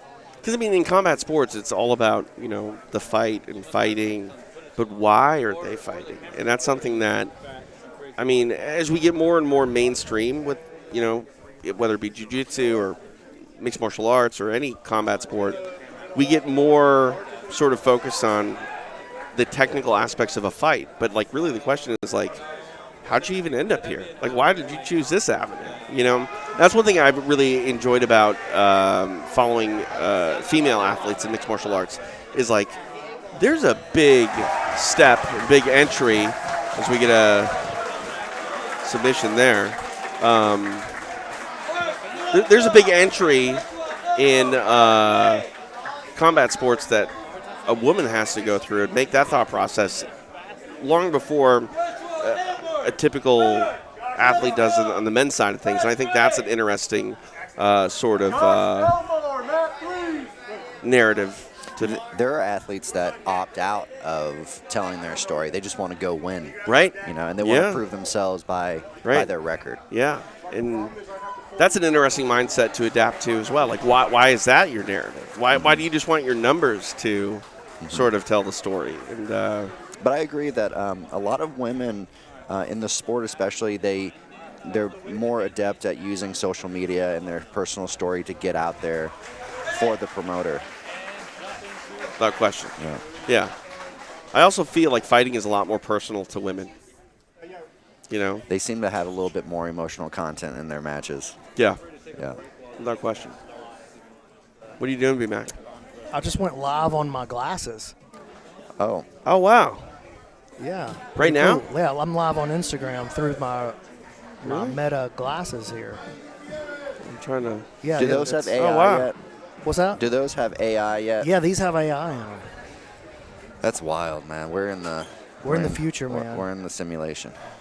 Everything's changing so fast. Like technology and like the two things that I'm like most interested in are changing so fast. Technology and the sport of jiu-jitsu. They're both evolving at this insane rate. Will you and I ever call a match between AI robots, if you will? No, probably not in our lifetime. But wouldn't that be Never cool? say never. I think maybe we could do it between avatars, though. Well, Meta is doing a big investment, so we don't know where Meta is going to be landing with virtual jiu-jitsu. Well, how long until we get EBI the video game? I'm working on it. EBI the video game? Yeah. Listen. That's what made, as I was like preparing the PGF and stuff, I was really studying like other sports and what's their evolution has been. Like, how did football, like what's the backstory of American football? What's the backstory of basketball? And the sport that I found like the most parallel with was skateboarding. Oh, skateboarding had a huge video game and a huge thing movement. The thing that made skateboarding pop was that first Tony Hawk game. Yeah. And yeah, you're right. We need a good EBI the game, or PGF video game. A PGF season in virtual form Now, where I'm playing the game. That sounds That's fun. where I think PGF maybe could be the better video game product, or the first video game product, is because you can run it like a season of Madden. You know, like you don't have to play the game. Right. Like the control of the grappling and stuff. You could, because it's a league setting, you can run it like from a manager standpoint. Build your team. Yeah. You know what I mean? It's a fantasy element again. Yes. Yeah. So the challenge that they're gonna have, bringing like an EBI or the UFC, is like you got to get the gameplay right to make me feel like I'm fighting. Right. Right. But if that's not what the game is, then we could have a jiu-jitsu game. I feel but like you got to have the right organization to build it around. Yeah. It has to be something that's built as a league. The mechanics of the game have got to already be halfway built just because of how many MMA games have been done. I've probably told you about this idea, but instead of having a live, like UFC, you actually move the controller to put your character into the position. But if it was more turn-based, like Pokemon, I like that, and having a skill tree, then you have a lot more opportunity to express the movements. I don't know if it's out there, but I actually voiced a game on mobile like 10 years ago called MMA Federation, and that's what it was. It was a card-based MMA fight, and you would get dealt a handful of cards, and you'd be like, okay, I want to shrink to half. I want to throw a head kick. I want to do all this. And it was based on what cards you could gain over your career. And I don't think the execution was where it needed to be, but it was along those lines of that turn-based sort of sim, and I thought that was pretty cool. Vulcan Forged is a blockchain company. Me and Keelan have had the pleasure of doing some work with, and they've got a game like a sort of what you're talking about here called Vulcan Fight League. That is it's really the first game like this that I've seen where you can go train your guy and have him go, and then you end up having like a turn-based kind of play. Yeah. But you could have like the management, you know. I would love to talk to them. Yeah, dude, I can arrange that. Jamie Thompson is the name of the guy's CEO. He lives in Greece. And it's tied in with cryptocurrency? Yeah, well, so Vulcan is its Pyr, P-Y-R, is its own blockchain. Okay. And it's a blockchain that's built for gaming. And so they already have like an ecosystem and a bunch of running games and communities and stuff like that. So it's a pretty successful block. It survived the crazy crash, you know, like they came through and they're a real blockchain. And yeah, they've already got existing games and stuff on it. They had a conference up in New York City maybe like a year and a half ago or maybe 2 years ago now, where me and Keelan went up there and we were part of their it was fascinating, dude. Super fascinating. But they had me on a panel. It was me and Ryan Hall and Demetrius Mighty Mouse Johnson. We're all characters in this game, this Vulcan Fight League game. And so like you can bring your Michael Plaster character to Brandon and train him in jiu-jitsu and increase his skill set, right? Or you can take him to Ryan Hall and increase his triangles, and take him to Mighty Mouse and improve his wrestling or whatever, you know what I mean? And yeah, it's super cool, man. It's super cool. I'm a character in a video game. Yeah, I want to see that. That sounds exciting. Vulcan Fight League is the name of it. So just kind of get in through the Vulcan Forged ecosystem, and it's all in, like that game is still like in alpha, I believe, but they've got a bunch of other games, you know, like Assassin's Creed style games and you know, world builder type games. So super interesting, really nice people. We met a lot of the developers. I was just really impressed with them all the way around. So if any of you guys are into crypto and gaming and stuff like that, that's something cool to check out. And I'm live on Meta glasses, dude. That's pretty crazy. That's pretty interesting. It's my first time trying it. Oh, wait, it lights up there. There's a little light there saying, like, oh, you're filming. Yeah, okay. dude, I'm going to walk around and give everybody a little view of how this works. You go do that. You guys just hold it down. All right. You hold it down here, TJ. Sounds good. We're holding it down. Live inside 10th Planet Austin. Oh, now Plaster's leaving me. So I'm going to be all by myself. Okay, no, he's coming around. Perfect.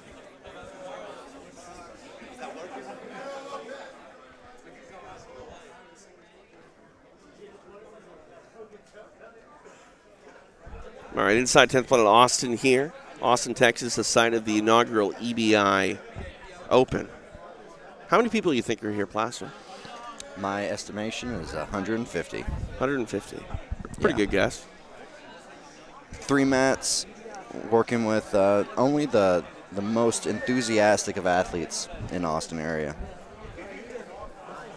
It's pretty cool to see this EBI format applied to an Open, and sort of underlines the evolution of this show and the rule set. 10 years, 10th anniversary. Celebrated tomorrow with EBI 21, the Absolutes. You can watch that live and exclusive on UFC Fight Pass. Pretty crazy to see, you know, what has just unfolded over the last decade.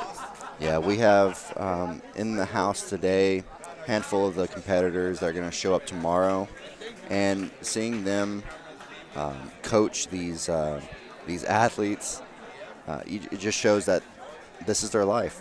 This is what they're enthusiastic about. They don't want to be anywhere else except for on the mat. In the last 10 years has been, man, that's been an adventure. And you've been a part of it since, what, 6? 3. 3? Oh, I only missed 2. Oh, okay. Yeah. Yeah, everyone's grown. You've seen the production. The fact that we can have this production here today just pop up last minute Yeah, I don't think people realize how little thought was put into today.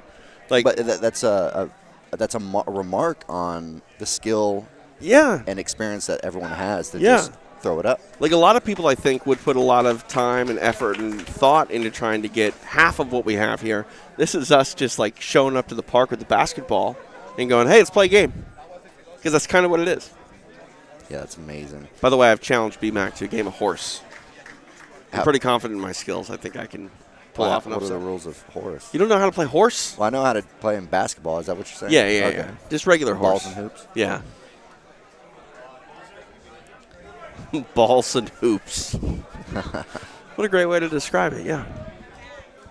You're a native Texan, correct? I'm born and raised in Austin, Texas. This is a pretty So cool city, man. This is home. And it's become like this holy land for jiu-jitsu the last few years. You know, there's been cranes building Austin since I was a little kid. Right. And growing up here, I didn't realize. I thought every city was just blowing up.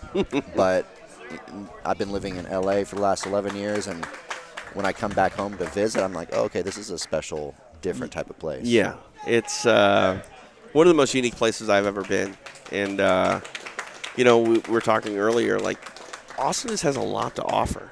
You know, whether it's jiu-jitsu, whether it's, just the culture here. It's the live music mecca. You know what I mean? And, it's pretty cool to experience the city and to see it, with Rogan moving here. The comedy scene is blowing up. And Comedy Mothership. Tomorrow we have Sean Magnus Babbitt competing in a special match against Musab Raza. And Sean is one of the head security guards at the Comedy Mothership. Oh, wow. In fact, I think I'm pretty sure that most of their security detail comes from 10th Planet Austin. That would make sense. Yeah. So it's very powerful. I mean, you couldn't ask for anything more. Joe Rogan being a 10th Planet black belt under Eddie Bravo now has 10th Planet Austin as his soldiers. It's kind of neat, too, because there's always been sort of this link between the arts and the martial art of jiu-jitsu. And you see that, chronicling, Eddie's music endeavors. Like, they just go hand in hand for whatever reason. Every athlete needs, and Musashi talked about this, every athlete needs a second and third discipline. Because when you get injured, you're going to have to rely on something else other than your body. Yeah. So, we saw with Eddie, we saw music, comedy, podcasting. Yeah. And I'm the same. I've been working on. I picked up a camera when I've been injured, which is often. Going hard. Yeah. But it's really important to develop that second and third art. Yeah, another thing, too, I think that is really sort of important when we talk about that is, like, you said it earlier, like, everyone here wants to be on the mat. This is their life. Like, jiu-jitsu is a life. Like, it is a lifestyle. And, like, I think the mindset, especially, like, being around a lot of high-level black belts, they approach life's problems differently. They break things down to a granular level. And I don't know if that necessarily is maybe a facet of jiu-jitsu or it's just the type of mindset to get to that level of jiu-jitsu. But, like, when you talk to someone who is that dedicated to Brazilian jiu-jitsu, it is a high-level black belt, like, I feel like they take that jiu-jitsu mindset and apply it to every sort of, scenario in life. Yeah, I think if you come into a room as a newbie, a white belt, and you can make it through the years of being smashed by higher belts, that will temper your mind to go against any adversity. Yeah. Stick with it. Keep inch by inch, right, moving forward, building on that mound of skills that you have. It's just interesting how that works because I remember Javier Vasquez, who's a EBI veteran. He explained how to thread a pair of shorts with the drawstring if the drawstring comes out. And the way he broke it down, I was like, that's pretty intricate. And he's like, oh, it's just jiu-jitsu, bro. And I was like, what? How is putting a drawstring back in your shorts jiu-jitsu? But it's like, okay, I get it, because everything had a fundamental process to it. You know, this is how because he did with like a coat hanger. It's like, this is how I lace it through the hanger. It's just like, okay, so everything is jiu-jitsu. It's like, exactly, everything is jiu-jitsu. We're all trying to figure out the systems of the world. Right. Right. And every era in your life, whatever you're trying to pursue, the problems are always changing and evolving. So being able to apply the training of jiu-jitsu and the strategy you're learning there and how to figure things out into life is a major advantage, because you're just cutting out all the heartache, all the banging your head against the wall. Yeah. You know, and I see that all the time. You put someone who's been doing jiu-jitsu for 5 years against a problem, they're going to systemize it. They're going to figure that out. Yeah, it's kind of cool. Kind of cool to see that. Especially these kids that are popping out. I know. We have little savages. Yeah, we have a 16-year-old that went against Chris Crawford earlier in the finals, and all I see is promise and opportunity, talent, and not to mention a whole community that's supporting these individuals. These kids are coming up. Yeah, absolutely. I mean, we talk about younger kids. Like, I think about tomorrow, the EBI. Daniel Monasoya. He's 22 years old. He's a problem. He's a real factor, a real player. And, I mean, a lot of people, you can ask them what they were doing at 22. They weren't doing the things that Daniel Monasoya was doing. Yeah. You know? And, here we go. It was a pleasure talking to you. I mean, unless Brandon is debating if he's going to get back on the mic or not. Okay.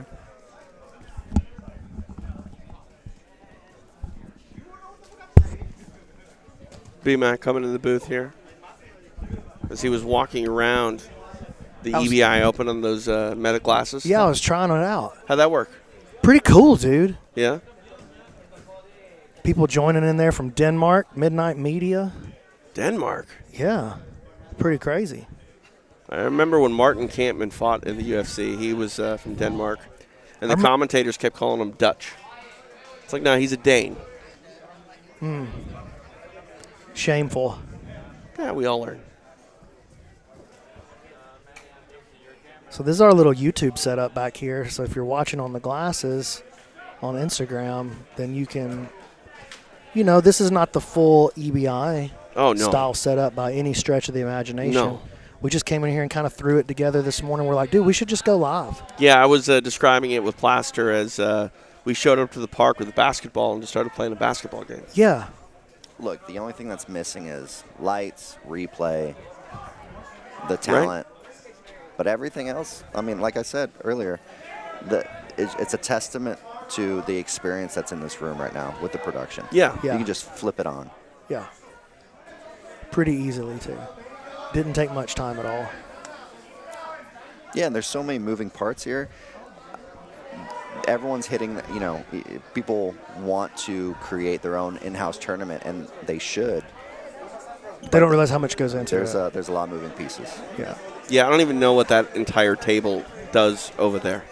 It does stuff. Bracketing. Yeah, I mean, it's overwhelming to me. You know what I mean? I know this part of the table for the most part. Hey, man, I just sit down and start watching jiu-jitsu. That's my job. I got the best job. I got the best and easiest job of the entire production setup every time I go to any production setup. My job is just to talk about jiu-jitsu. At what point awesome. did you dedicate yourself to being in that position? Talking about to where I could just come in and sit down and do the. Like, when did you dedicate? You say, this is what I want to do. I'm going to be the voice. Man. Like, were you already dabbling in it, and then it convinced you, or did you? Yeah, it was definitely that. It was definitely that. My first time doing commentary where anybody was really watching was at EBI 18.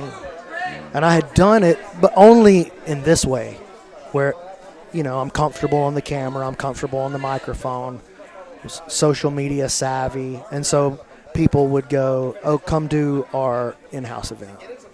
And we would just set up a phone and just run it, you know what I mean? Like, way less complex than this. And then it would be a little bigger next time. And then this guy said, come do it for me. And it was a little bigger. But it's never like a thing where I thought that it was going to be, this is what I'm going to do, you know? Yeah. And then EBI 18 was really the first one. I did the On It Invitational a couple of times. I guess that was the first one. But EBI, all eyes in the sport are on that when it comes up, you know? And so EBI 18 was my first time doing it for real. And that was with TJ. And so I just feel super lucky, honestly, that I've had such a good mentor. He's got so much experience, and that I've been able to work with such a good team pretty much right off the rip. And I feel like that shortened my learning curve so much. And then, I got the gig, and so just like, well, I'm going to try to be as good at this as possible. I want to really try to be good at it. And so just over time, I just kind of decided, I think that this could be, because eventually I'm going to have to retire from rolling every night, right? Yeah. And you start getting older and you start thinking, well, maybe that's coming sooner than later. And but I don't want to not be involved in the sport. And coaching is not really where I wanted to go, like dedicating my life to coaching. I like teaching, but I don't like coaching. You know what I'm saying? Yeah. Because there's just a different like level of depth that you have to have with your athletes. Like you got to serve them at all times in order to be a coach. I enjoy the teaching part of that more than I do the worrying about your weight cut and worrying about I got to be at your event. The technicals. Yeah, like or the competition part of it. I like the teaching part of it, and I'm intrigued by the puzzle of jiu-jitsu, and so by doing the commentary, I get to just sit down and just play with the puzzle and talk it out and think through it all the time. Well, it's been magnificent to see you grow in the sport as a voice and as a coach and content creator and now a promoter. So it's been a real pleasure seeing all of it evolve. It's been wild, man. Well, you've been a huge part of that story, and I thank you a lot for just all the hard work that you've put into the sport in general, but especially into our projects I'm as well. never satisfied. I'm just getting started, dude. I came for the whole much. game. You know what I mean? I'm going to get the whole thing. Exactly. But yeah, it's cool to just sit and like think about where we all were. What's up, Dave? Where we all were and where we are now, and what's possible for the future if we all really double down, like if we all really double down. Yeah. Like the growth of the sport, like this could be it. This could be our moment, you know. Not just us, but our whole sport. And if the sport wins, then we all win. So this year especially, there's been so much drama and story and development and evolution of the sport. Yeah. The next couple months is going to be insane. Well, just the last 6 months has been insane. Yeah. It's been crazy, man. It's crazy. There's Eddie creeping around on the mats back there. If you're watching on Instagram, I'm looking right at him right there. Such a cool environment. Bunch of jiu-jitsu going on. Bunch of jiu-jitsu folks hanging out. You got jiu-jitsu legends just walking around, mixing it up on the sidelines with all the young upcoming athletes. 10th Planet community, 10th Planet events are always like the coolest, man.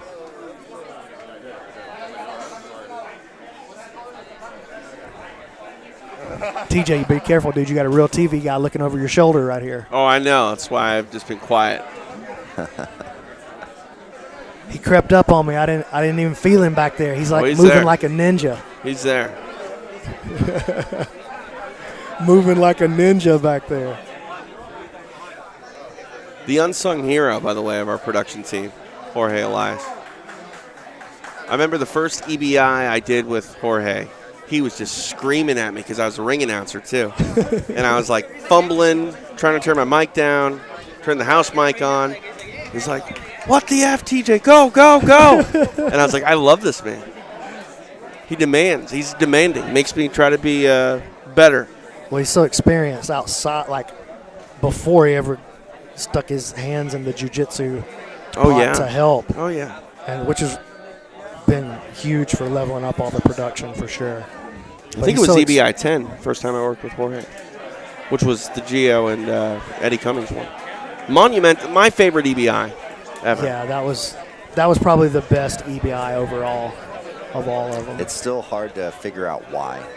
I mean, there is What do you mean? There's the rivalries that came together, but there's also the energy of the crowd, and I don't know if that had to do with the stage as well. Well, do you remember that building, the Velodrome? Oh, yeah. Like, what a unique place to see a combat sports event.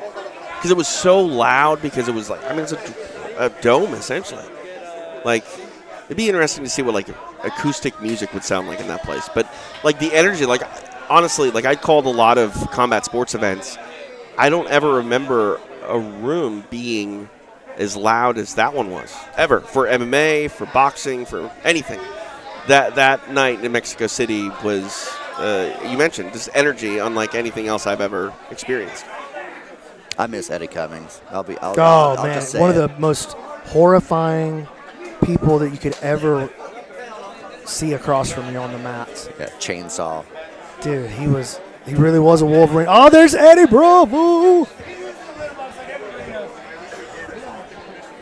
We need to get Eddie over here on the mic. Can you effort that, Plaster? Well, that was Here easy. we go. And now, Eddie Bravo. David Weintraub, and we need to find. What was that? If you want to say it. Yeah, jump on, talk to us. Hi. You're live on the YouTube. You're live on Instagram. Yo. We're just hanging out. What's going on, Coach? Just enjoying the festivitas. How's this feel for you, man? I love it. It's 10 awesome, years. Man. 10 years, man. Time flies. I was telling Vic a little earlier, like, you know, jiu-jitsu's in this incredible spot right now, just this whole sport. And honestly, all of that started with you and with what Vic has put together. Like, really all of this growth, all this momentum, it started with you guys. So Well, thank you, but man. You know what? Metamorphosis was out before EBI. And, Yeah. And Gracie Nationals and Gracie Worlds had a sub-only system down. A little bit different than this one, but, you know, I didn't start the sub-only movement. You know, I kind of gave it a little anabolic trembolone, little whatever you say. How's that? some kind of whatever Craig's taking. Yeah, that. But from Mexico. Yes. Yes. It's And different. so that's interesting that you bring that up. Tell us about why the decision to like focus so hard. What was the driving factor? I know there was multiple factors, but why did you push so hard to do it in Mexico? Well, during the scamdemic, we couldn't do it in the United States. But even before all of that started, like EBI 10 was in Mexico City. Yeah. Like yeah. you guys had a focus on like trying to build the Mexican MMA like jiu-jitsu community. Yes. Tell me about that. Well, first of all, I'm Mexican, and my business partner, Master Vic Davila, he's even more Mexican than I am. He's very Mexican. Oh, he's super Mexican, and so he's the Spanish UFC commentator. He has connections with Spanish TV. So initially we're like, you know what? Let's blow it up in Mexico. And because the Mexicans, for some reason, they're down with combat jiu-jitsu. They love it. They love it more than any They any do, country. man. That they crowd. love it. We had an open tournament, 6 mats going on, combat jiu-jitsu. Never been done before. We did that twice. It's insane. It was fucking nuts. Can you imagine an open jiu-jitsu tournament and there's 6 matches going on at the same time? And they're smacking the shit out of each other. It was crazy, dog. And you could only get away with that in Mexico. You try to do that in the United States, they will shut you down. They will fucking put a case on you quick, dog. It's interesting, though, you bring up the Mexican sports fan. Like, that was the market that the UFC wanted to cash in on for the longest With time. Cain Velasquez. Yeah. Or even going back to Tito Ortiz, you know. So they always tried to capture that, and I think that's something that you and Vic did really well, is you gave them jiu-jitsu in a way that not only was, like, sort of presented to them in a different way for the first time, but it was just eaten up by them in a way that, because even, like, we're talking about EBI 10, like, Gio Martinez had that velodrome in Mexico City going bonkers. It was the loudest combat sports event I'd ever been to that I called, and it was jiu-jitsu. Yeah. Jiu-jitsu with outstrikes. You Yeah. know what I mean? And then you remember down in Playa del Carmen with Andrew Tackett, like what that night was. That was awesome. Every time it feels like sports, that's like I remember one time we were I don't remember which event. Yeah, but which event was it? We walked in and it seemed like a concert. Yeah, dude. ACDC. They started playing Thunderstruck during the warm up, and the lights dropped, and the lights. Every time it starts feeling like sports, dude, I start getting chills on my arms. Yeah. Like, oh man, we got to do this every time. I remember I just looked at TJ. I went, TJ, this is real sports. And we were just so fired up heading into that one. Like, it couldn't have went bad that night. It was so good, the energy. And now the sport is just like, people with money are getting involved now. Just like what happened to the UFC, Fertitas got involved. They had big money. And now that's what's going on with Craig Jones Invitational, PGF, you know what I mean? And I might have, a Saudi investor in the mix pretty soon too. So I don't want to get into details, but something big might be brewing, something huge. Dude, it's a good time to be alive. Good. Good for you, man. Big things might be coming. It's going to get crazy. But I love you guys, and everybody knows you guys are the best commentating team in the world, on the plane, in the prison lake we're in. You guys are the best. And you know what? UFC knows that too. And that's why they're using you for UFC Fight Pass. They know you guys are the best. You know what I mean? Everybody, you guys are awesome. You guys are such a great team. I appreciate you guys so much. TJ is the best play-by-play guy in grappling. You could do UFC. You're going to end up doing UFCs too. I mean, that's just going to happen eventually. And you too, man. You are the best color guy in the game, hands down. I love you guys both, man. Keep it up, and I appreciate you tremendously, all right? Love you, Don't Eddie. ever forget that, man. Love you guys. Thanks, Eddie. Oh, dude. Eddie's the best. He's right. It is a great time to be alive. I'm going to go back and isolate that and play that every day before I even get out of bed. Make me feel great. Man. You know what? I love doing this gig. It's so much fun, man. So many cool people. There's Fedor over there. Fedor's in the tournament tomorrow. What is it about jiu-jitsu right now that is allowing it to cross that threshold of being a niche sport to being a sport that is captivating, casual combat sports fans? Is it the personalities? Is it the shows? What is it? I don't know. I don't know how much it is stretching outside of jiu-jitsu right now. It's the fact that the UFC is putting on shows. This is what's beautiful about it, though, is like we're in that sweet spot before it goes mainstream. So you don't think it's popped yet? No, I don't think we haven't had the Ultimate Fighter moment. No, okay, not yet. But we can the whole sport, we can feel it, that it's right around the corner. And none of us know exactly what it's going to be, but we're all feeling, because the sport is growing, every promotion is growing. Right. Every athlete is growing. Every personality, every brand. The whole thing is ready to pop off. Everybody's getting in position. Like the personalities and the brands inside of the sport, we've got to be a little bit more professional to make that next pop. So everybody's getting a little closer and a little closer.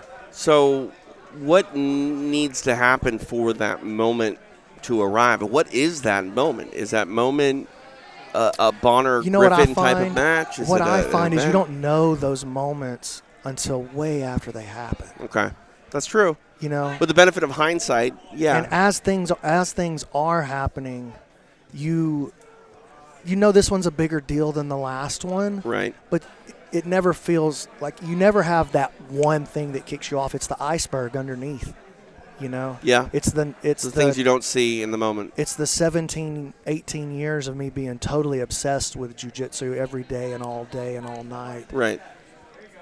That allow these moments to happen, Like, yeah, there's a lot of hard work on it, but if I don't obsess over studying instructionals for 15 years, even though there's no upside to that other than I was just obsessed with it, then I can't see the things as they're happening out there. Right. You know, that's fair. If I don't start a website just to film my own roles, essentially, and study my own footage to try to improve, then you don't get the byproduct. I don't of that. have to learn social media the same way. And so it's all this ice, this glacier is under the surface. That's it. And the same thing's true for you if you don't have a radio background. It's true. Like if you don't have that moment, Yep. that period of your life, this doesn't happen. If you don't have to go pick up voiceover gigs on the way, then you don't build the same skills as an editor. And you know what I mean? So, and all of us are having those where we have to like build the career, and we had to build the industry. And I think journey. we have the skeletons now as a sport. We have enough scaffolding that we can build it now. But I think what we've done is we've built the scaffolding. It's been a lot of work. But and we'll look back at the fruits moments of the like labor. this. And we'll look back at, like right now, we look back at EBI 10. Right. But at the time, EBI 10 it was just what we were doing. It was just the next one. Yeah. You know? Yeah. But we look back at EBI 10 and see that as a really monumental moment.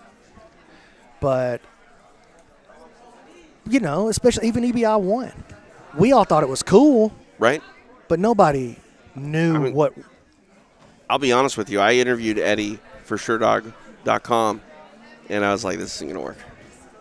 Jiu-jitsu on television, not going to work. And then turned out I was wrong.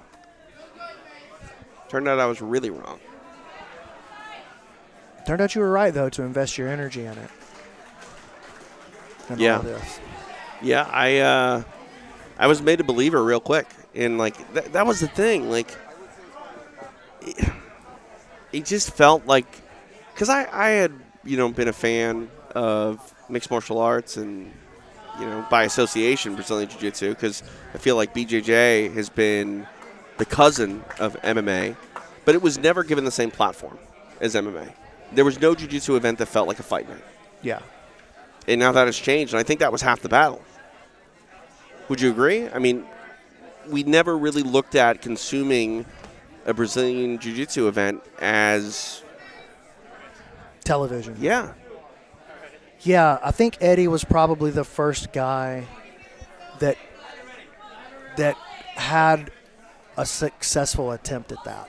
Like, okay, we're going to show jiu-jitsu, but we need to do it in – he was really the first guy that thought about the viewer experience very deeply. Like, Metamoris, they thought about the live audience experience. Right. They thought about the athlete experience. They did a whole lot of things right. But I think Eddie was the first guy to think about, well, what do people think if they see this on YouTube? Right. You know what I mean? Yeah, I think about that. I thought a lot about Metamoris when it was happening as, oh, I'd like to go to that. But I never thought of it as, like, I want to sit on the couch and stream it. Yeah. You know? Even though it was available, it still wasn't – I wasn't inviting friends over to watch jiu-jitsu on the couch, BMAC. That wasn't a thing. And now I think that's a thing for people. Yeah, I think especially with, like, the evolution of EBI and combat jiu-jitsu being born from that, the introduction of the league idea with the PGF. There's several ways that can hook in somebody who's not already a jiu-jitsu practitioner now. Little things like the fantasy league that we do with the PGF or the draft or whatever. Right. Incorporating the striking back into jiu-jitsu with combat jiu-jitsu. Thinking about, you know, just how they're decreasing the time on the opening round tomorrow in EBI. It'd be 6 minutes. Which, I mean, that changes everything. Right, well, it changes everything, but it changes the viewer experience and to I make think it a in a much more positive way. palatable and Yeah. digestible thing, yes. Right, because, I mean, that's the thing that's kind of crazy is, like, how long does that opening round take? It takes so much longer, you know, compared to the submission percentage, too. But just the matches themselves. Like, sure. I think 6. Now, Eddie's not a super big fan of the 6 minutes. He's been talked into it. You know what I mean? He's like, yeah, I'm willing to run that experiment, but he wants the 10-minute. But I feel like, from a viewer perspective, 6 minutes is the move. It just packs. You just pack the same amount of action in to 6 that you do 10. They just get after it faster. There's an incentive to get after it, like you said. Like, you don't have time to circle. You can't take a step backwards. I mean, you can, but you probably shouldn't. All right, Tej. I'm going to turn off this Instagram live here. Turn this off. Was it a success? I think so. What do you guys think? If you're watching on the Instagram, was that? I mean, it was a success in that it worked. That's really all I was looking to try tonight. It's good. Best practices we'll have to develop later. Right. Was that a success as far as best practices? No. Was it a success in, okay, I can live stream from my glasses? Yes. Is it easy to potentially forget that you're doing it?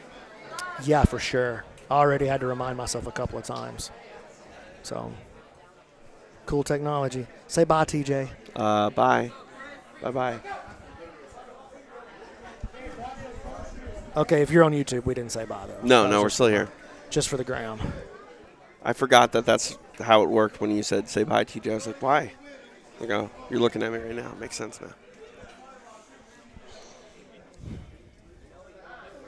We've been shouting at some people. We don't ever shout out this guy enough. Oh, dude, I shouted him out a little bit ago. I like him a lot. Shout him out, dude. Octavio. Look at those yellow glasses. Yeah. We say your name 3 times? What if I say 3 times? He pops into a tracksuit, dude. Look at him. That is pretty rad. And where'd you Full get that? Kit.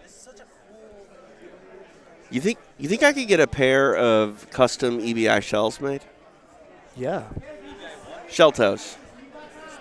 You know, shell toes. Like these. Like these things. Yeah, shell toes. See the shell? See the toe? Yeah, I shell hear toes. you, dude. Only people like him know that. You know what I mean by that. I do not appreciate that at all. You know what I'm trying to say. You take that back right now. Take it back. I can't take it back. I mean it from my heart is the thing. Do you like these shoes? Look at these shoes. These shoes are awesome. I'm going to put these on camera even. I'm putting these on camera. Sorry, look at that. Look at these shoes. They're amazing. They are cool. Real ox skin. All right. And they even got the septum piercing. See? See the septum ring? There we go. But y'all can see what I'm saying. There's a particular type of fella. Yeah, a cool fella. A fella that knows good shoes. Listen, you take it how you want. I don't know how to take it. I don't think you mean it as a compliment. Come on, put it right here, dude. Put it on the pumps. I want to squeeze it first. Give me that can. I'll give it to you, but I want to squeeze it. Can I squeeze it? What y'all think? Where's the release button? Right there. What size shoe are you? 10. I mean, let's be honest. Put it back up there. Put it back up there. Like, what shoe would you rather have? I mean, mine look way cooler. Way cooler. It has jewelry on my shoe. TJ, I got what the kids call the Riz. And I got the drip.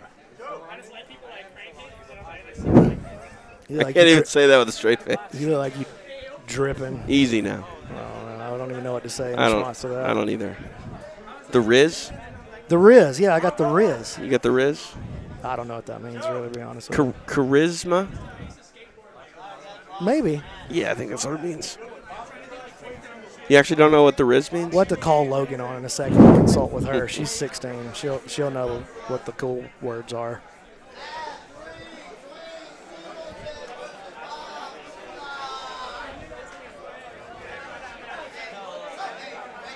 It's not going to rain today, is it? I don't want our game of pig or horse to be delayed.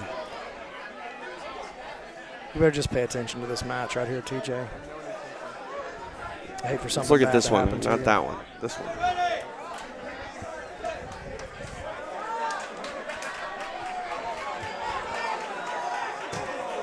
Ooh.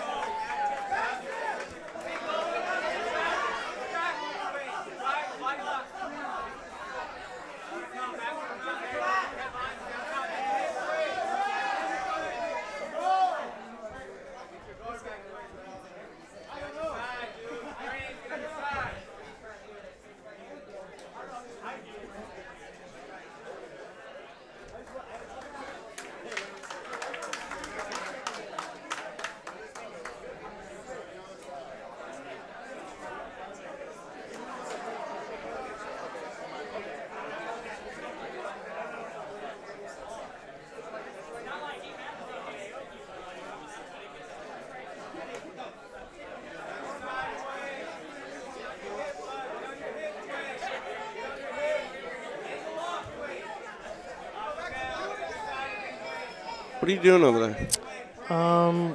Getting this going on my Instagram, this Ray-Ban Meta. Trying to tag them up, make sure they see what's going on, you know what I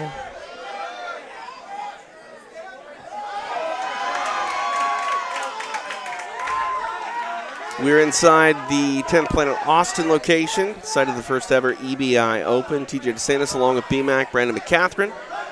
Appreciate you joining us wherever you are tuning in. Don't forget tomorrow, EBI 21, the Absolutes. It'll be a phenomenal day of grappling. Again, live here in Austin, Texas. You can watch it if you're not in person, exclusively on UFC Fight Pass. Arm triangle coming up here.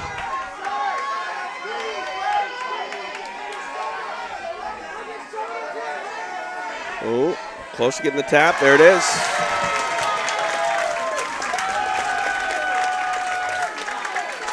Big boy made it happen.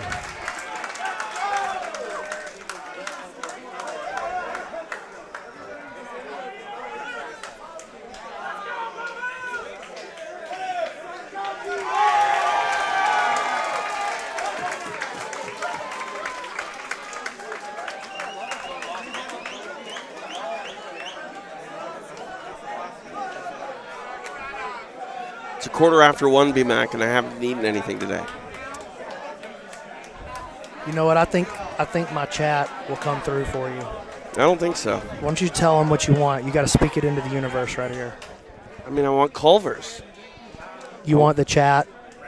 You want somebody in the chat to send. You got to say it exactly what you want. Okay. I want someone in the chat Yeah. to hook me up with some lunch from Culver's. You want them to have it delivered here. That would be amazing. With your name on it. Yeah. Okay. 4-count chicken strip meal. That's how you do it. All right. You just got to speak it out to existence Perfect. like that. With some barbecue sauce. Okay. And a root beer. I think you can have that in your life. I think somebody in the chat's gonna. You got to tell. See, I would order tell them it to from deliver my it to phone. 10th Planet Austin. Yeah, I would order it on my phone, but it's being a camera right now.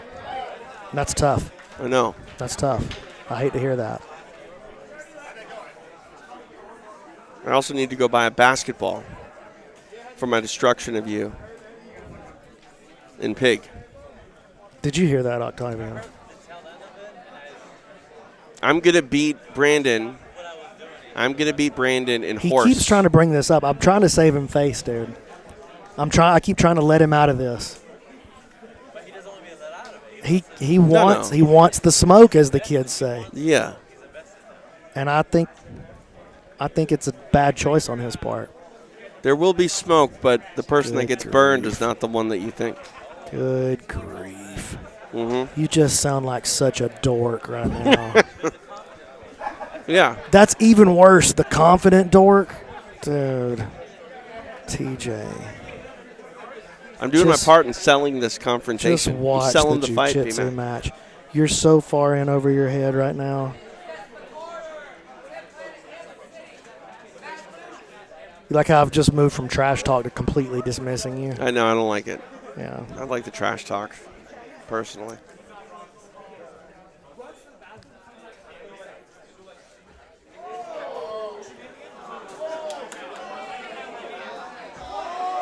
Dang. Ooh, knee bar. Yikes, yikes, Dang. yikes. You better yikes, tap yikes. to that dog. This is just an open. Oh. It's just an open. Tap earlier. You know you got to tap. Oh, man.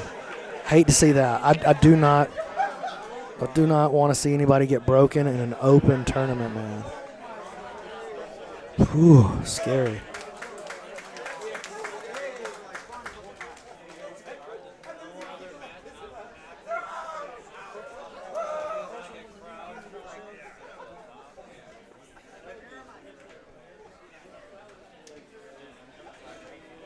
Somebody in the comments said they're waiting for the Detroit Dust and BMAC fight. Oh, yeah. How's that rivalry? I think it's dead. Not going to be in the undercard of Logan Yeah, Paul and, I don't think I or can, Jake Paul and I don't Mike think Tyson? he wants to do something like that. No? No. That'd probably be worse than me and you in basketball. I agree. I don't feel like that could go super good for him. I'm a big fan of those videos, though. They are funny. Yeah, they're funny.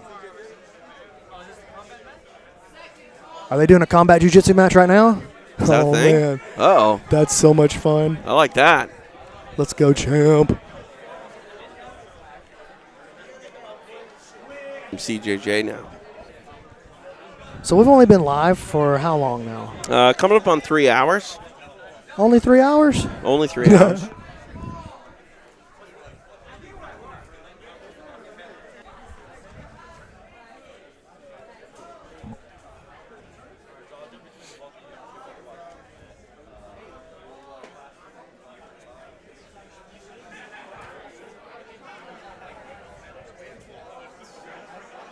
Oh, Evan DeWitt in the chat. Kate Harris.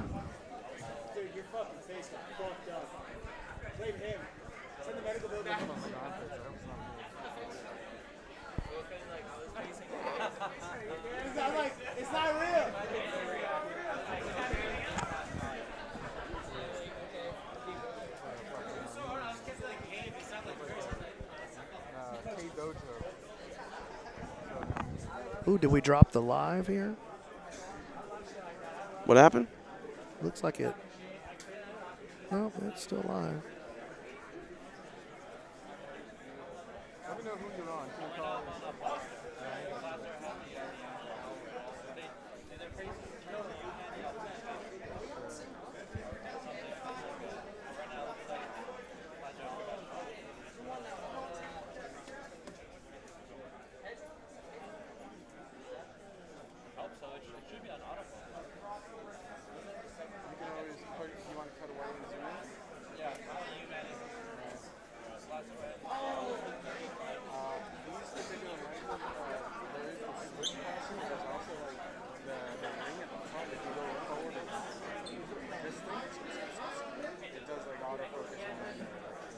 Yeah, it died on my channel for some reason.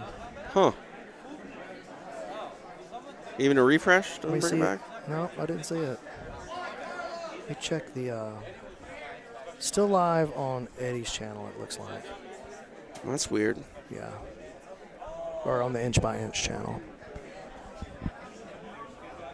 Do we need to do anything about that?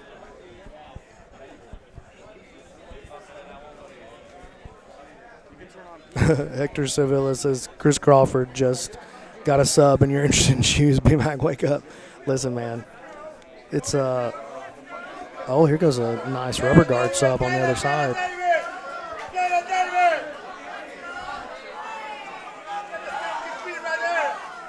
Weintraub working this go-go Plata style play here.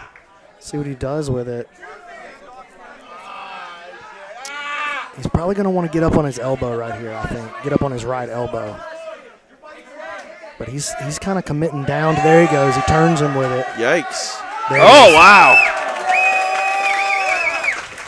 Nicely done. Nice. That was awesome. Weintraub getting a sub off the rubber guard.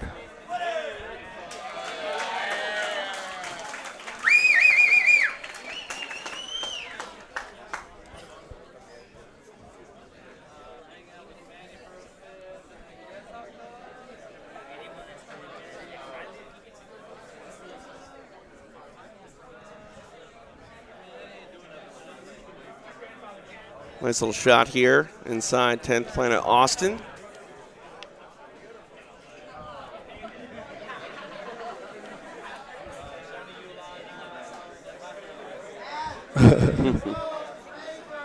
He's lost his mind, dude.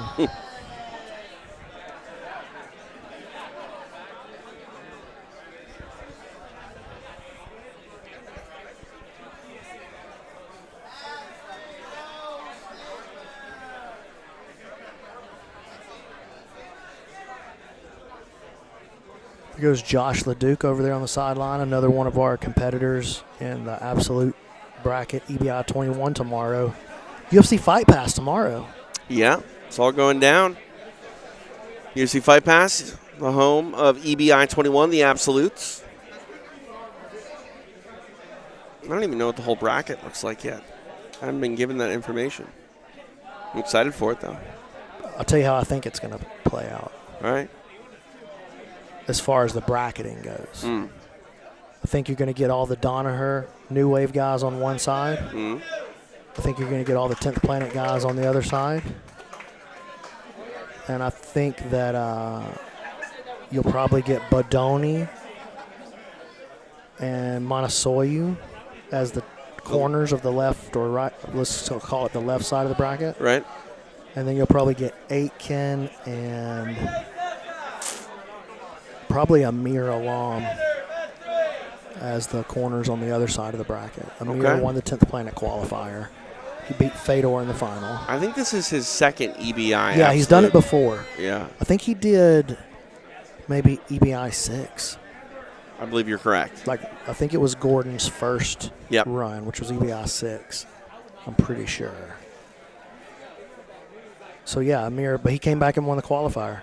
So, Amir still out there doing the thing, beating the young kids, beat Travis Thomas in the semis. I watched that. Pretty crazy. Travis is on fire right now.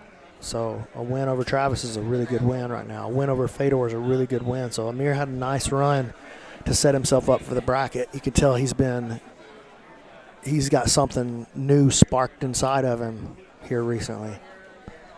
He's an ADCC veteran, you know. He's been there before. Won the trials, won his way into ADCC. So seeing him still out there doing the thing makes me feel good about old people. I love Amir. I'm trying to call him old, though, on the broadcast. Think he'll like that? I don't know. I think you Context, will. you know? Context. I think you will. Being old can be a compliment and an insult. It's mostly an insult. Old it's mostly reliable, an insult. I mean it as an insult to Amir. Oh, okay. I'm just kidding.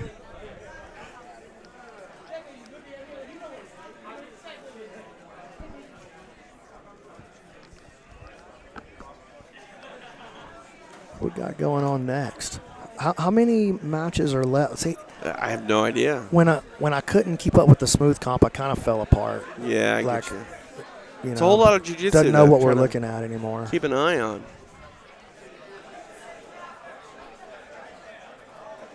I can go through the brackets and give you the results that are posted so far. Let's do that. What do you think That's about fun. that? That's exciting. Okay. Let's go to brackets and schedule here at ebi.smoothcomp.com. There was a couple of kids divisions. All right, let's look at the men's beginner division, under 185 pounds. Your winner was Aiden Copeland, beat Douglas Schmidt in the finals. All right. In the women's, under 155 pounds, it was Ainsley Collins is the winner. Oh, man, we got the beef out there right now on the mat.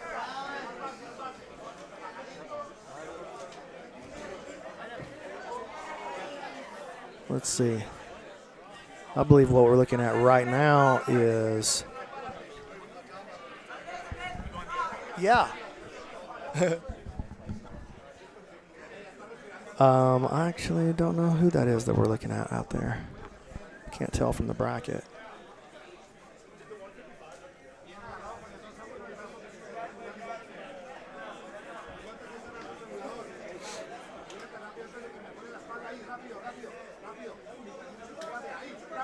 I believe that's Bob Goulash. Dude, Bob Goulash is the greatest name ever. Versus Alan Cordoba.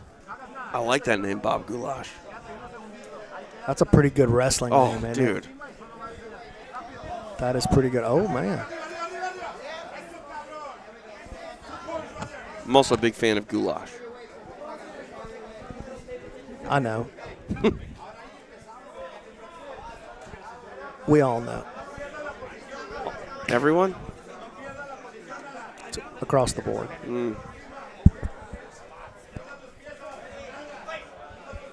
There's not a whole lot of things I know more than that. All right.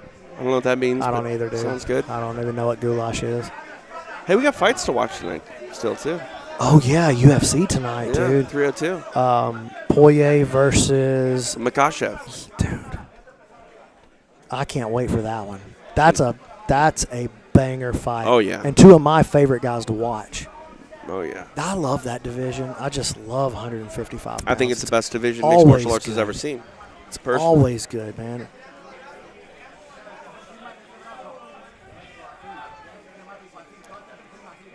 Bob Goulash is in trouble here. Cordoba's pressing this arm triangle down on him. Goulash has to turn his back.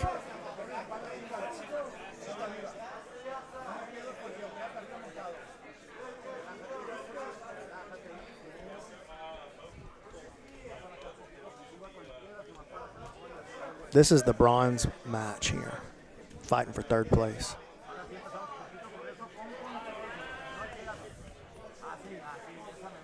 Cordoba is going to try to take the back, but Goulash won't quite. There he goes, belly down there. Ooh, full neck crank. Goulash retreat.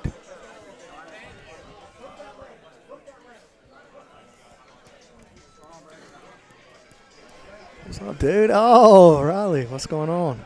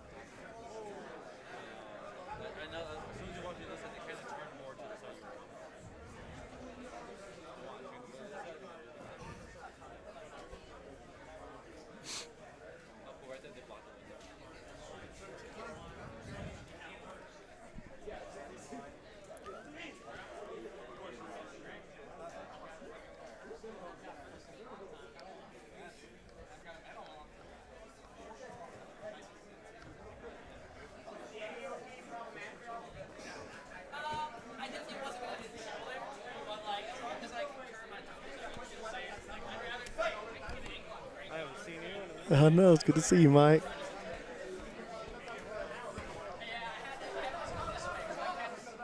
You said this was the bronze Yes. matchup in this. Yes, bracket. yes. Where are we at overall? How many more? I mean, it looks like you got quite a bit left when I'm looking over at the smooth comp. So, like, if I go to matches here. Actually, let's go to brackets and schedule. Got quite a bit left. I would say we're maybe at the halfway, maybe just slightly past the halfway point. No. I would say we probably got 2 hours left. 3. 2 to 3 hours left. Yeah. That's what I'm saying. Everybody's like, or not everybody, but somebody in the comments was like, hey, pay attention. Hey, man. There's a lot going on. This is not a full-on professional commentary production situation. That's tomorrow. We're hanging out at the EBI Open today. We're talking jiu-jitsu. Talk a little bit about. We're showing you the matches. If we're getting on your nerves, I get it. Just hit the mute button. Yeah, just mute it. If you just want to watch the matches, that's all good. But if you want to hang out in the comments, we're here for that. It's only streaming right now on the Inch by Inch channel. So I don't know what happened with the stream to my channel. It dropped for some reason.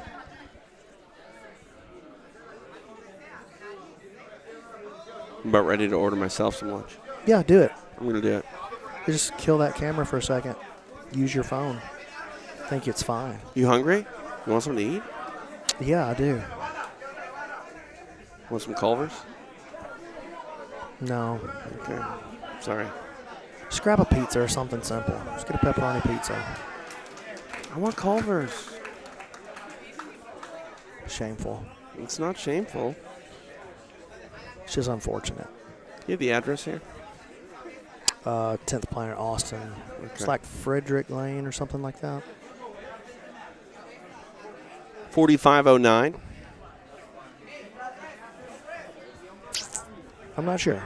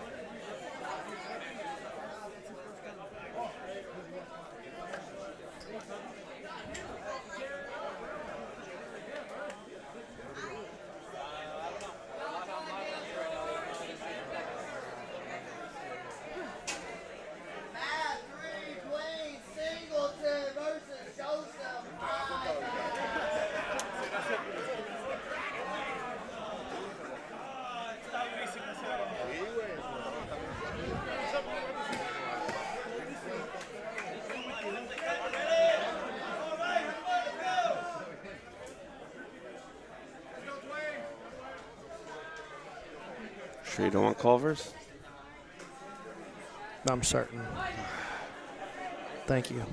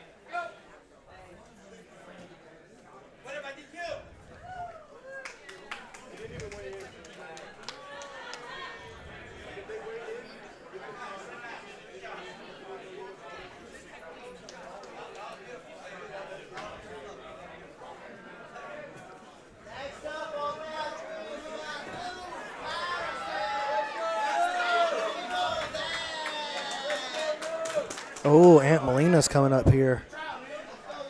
I like to watch Ant. Ant's a PGF veteran. He was there for season 4. This kid's very exciting. Hey, give me mat 3 right here. Can you give me mat 3 right here? This one? This might be a new division, possibly. They look pretty small. Looks like they're doing like 4 people. Or maybe it is just the final of this division. Molina's very exciting. That's Molina in the all black.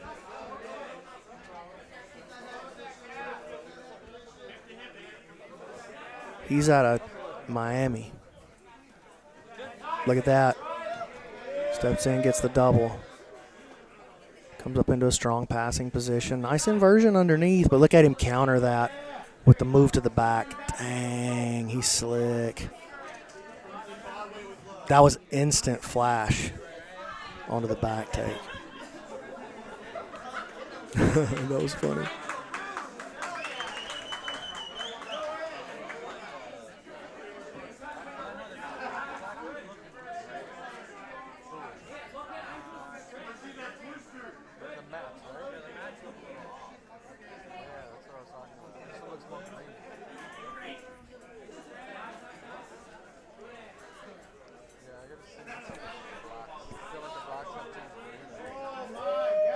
Body triangle.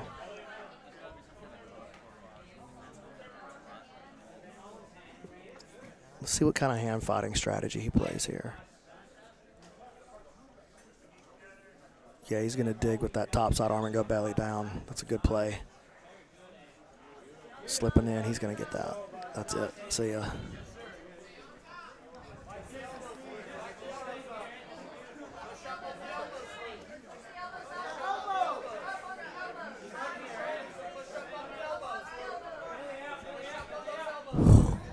It's a lot of squeeze, yeah. And what I love about Molina's squeeze there is it was like a consistent, he didn't burn out.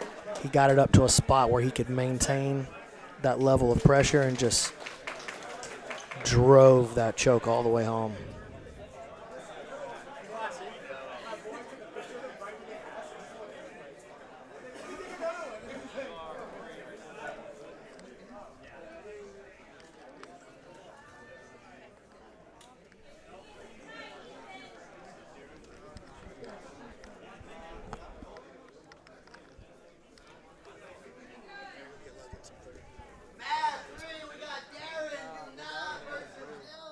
I asked him, like, dude, how many more matches?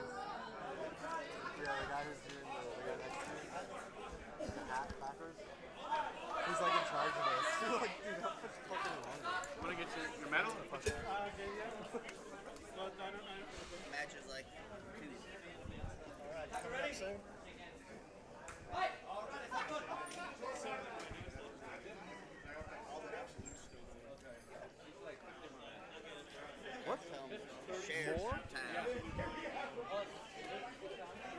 Our action continues here inside 10th Planet Austin. DJ DeSantis, BMAC stepped out. You're watching the first ever EBI Open.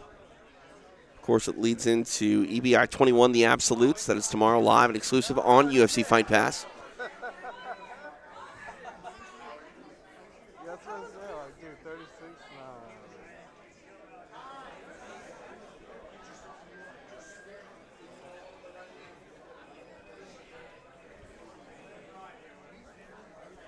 Looks like we're going to overtime here.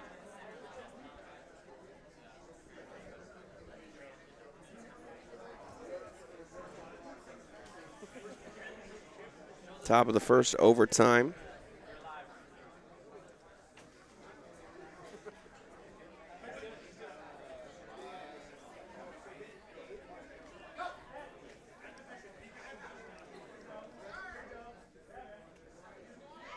Digging for that choke.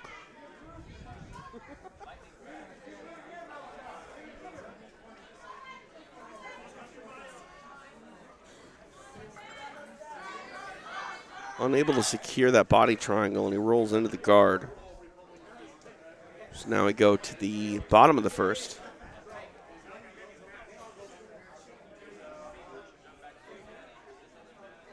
Now action here on mat number 3.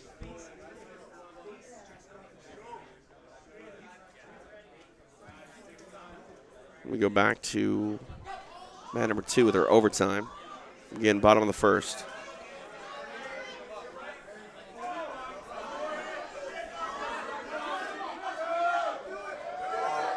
Nice adjustment there to keep the frame going.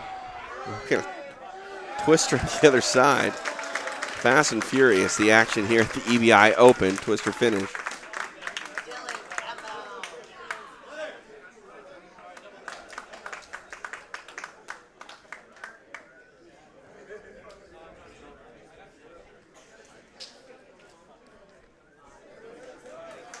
We got a finish in overtime.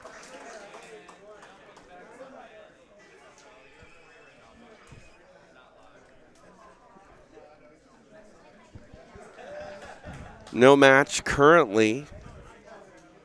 Right now, we're going to get more action. Actually, there's some action over on mat 1 I can see.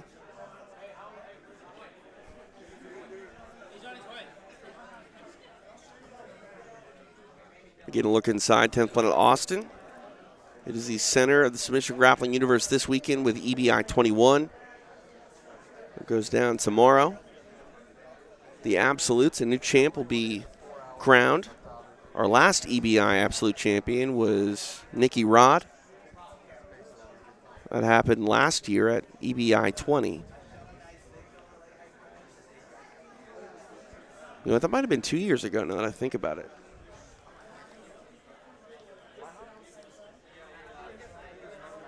I think that was 2 years ago.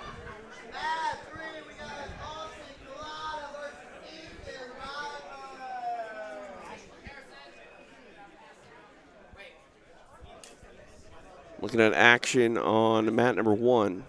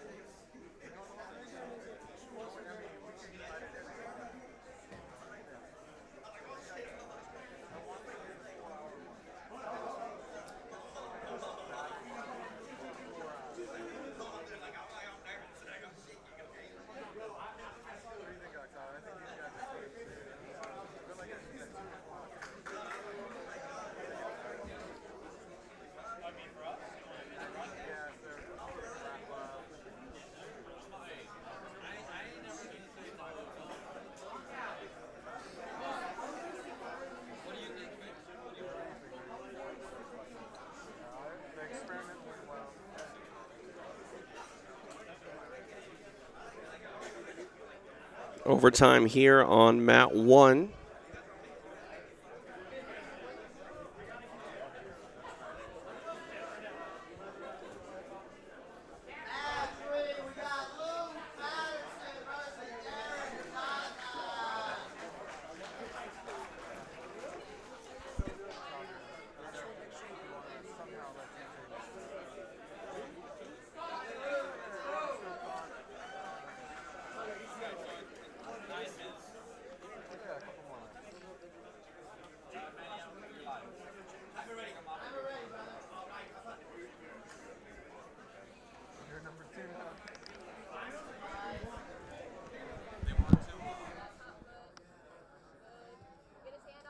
I mean, I can hear you, so don't be too loud.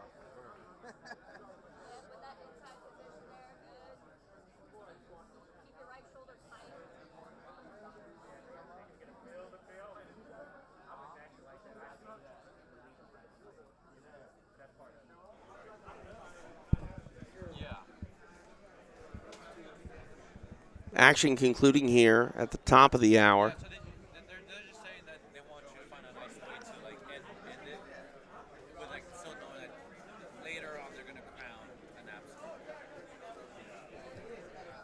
Enjoy your free. Huh? We're not streaming what? No, that's it. That's what I'm saying. Like, you know, they enjoyed 4 hours of free content.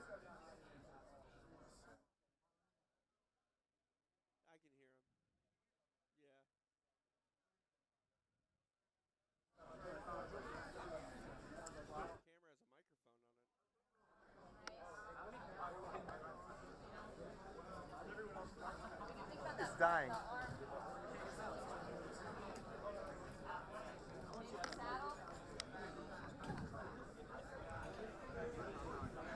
All right, so it should be said in about 8 minutes we're going to wrap up here our coverage from the EBI Open. This is a great time to tell you that we're going to be live again tomorrow for EBI 21, the Absolutes. Takes place here in Austin, Texas. We'd love to have you on hand, but if you're unable to make it, you know where to go. EBI 21 streams live and exclusive on UFC Fight Pass. We celebrate 10 years of the Eddie Bravo Invitational. I'll be on the call. I'm TJ DeSantis along with BMAC, Brandon McCatherine. It will be a night of celebration as well as a night of history as we will crown a new king atop the Absolute Division at EBI 21. In some action here, part of the EBI Open. Looking at mat number 3. We've got an Absolute Division here as well. Later today, we'll crown a EBI Open Absolute winner. Again, the response has been phenomenal here in Austin for the inaugural EBI Open. Really great to see this rule set and format kick off over the last 10 years and really blossom into a brand of grappling unlike any other. Submission-only movement alive and well, and a lot of it has to do with EBI and how well this show has sort of carved out a spot for itself in the Brazilian Jiu-Jitsu community.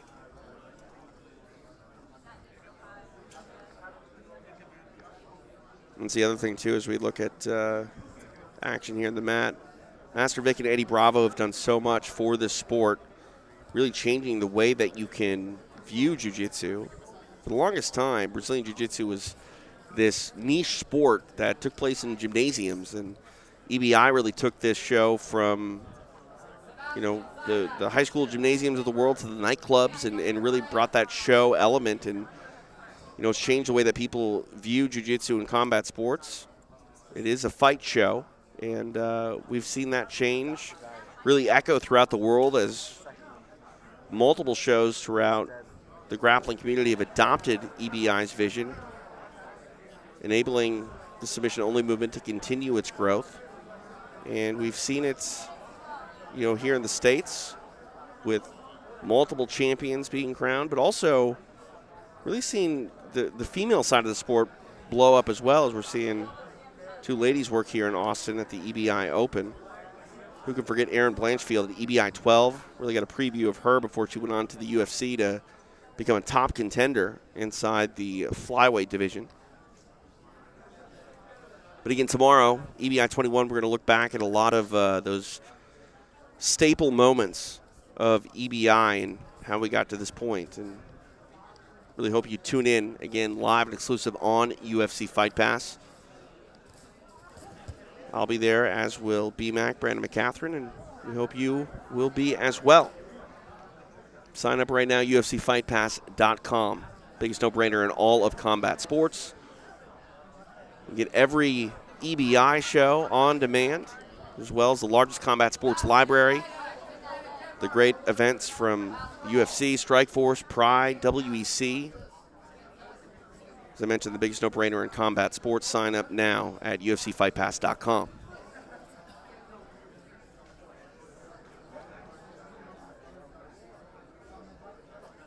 High guard here now, trying to set up this arm bar. Trying to take the arm home. Referee called it there. Enough torque on the arm. Might have been a verbal tap as well. Nicely done. Submission victory in regulation.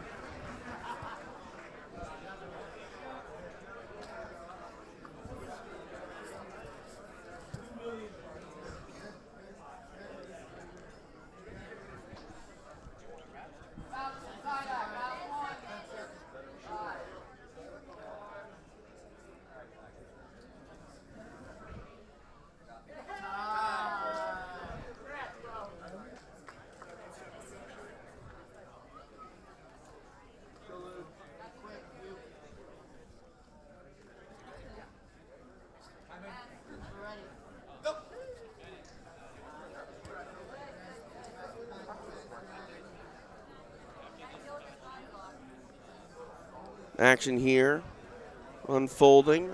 This one on mat number 3. Body triangle locked on.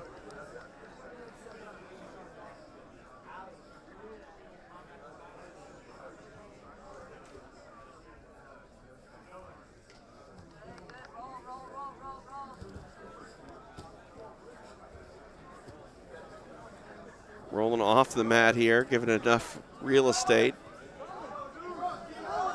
Still rolling. Still trying to keep it alive. They're going beyond coast to coast.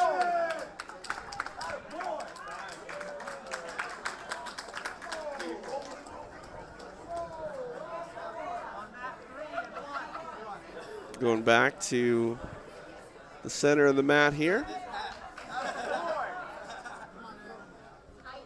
Getting EBI overtime.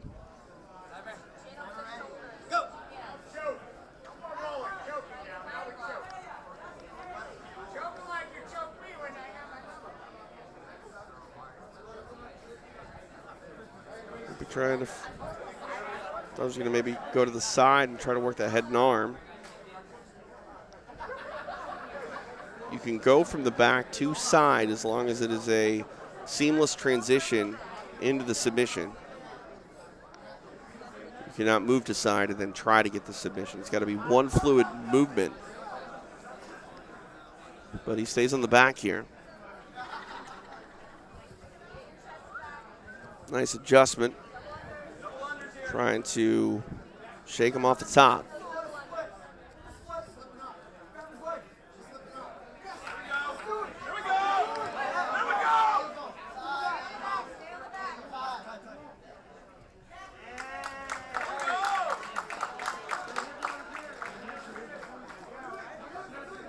And that's a wrap.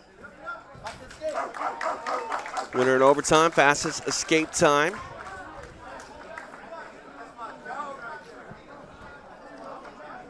All right, I think that will conclude our action here from the EBI Open. Again, want to remind you to join us tomorrow for EBI 21, the Absolutes. I'll be there, TJ DeSantis, along with BMAC, Brandon McCatherine.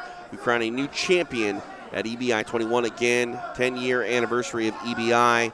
We celebrate and write history, live and exclusive on UFC Fight Pass. For Master Vic, Eddie Bravo, Brandon McCatherine, I'm TJ DeSantis. We'll see you tomorrow for EBI 21.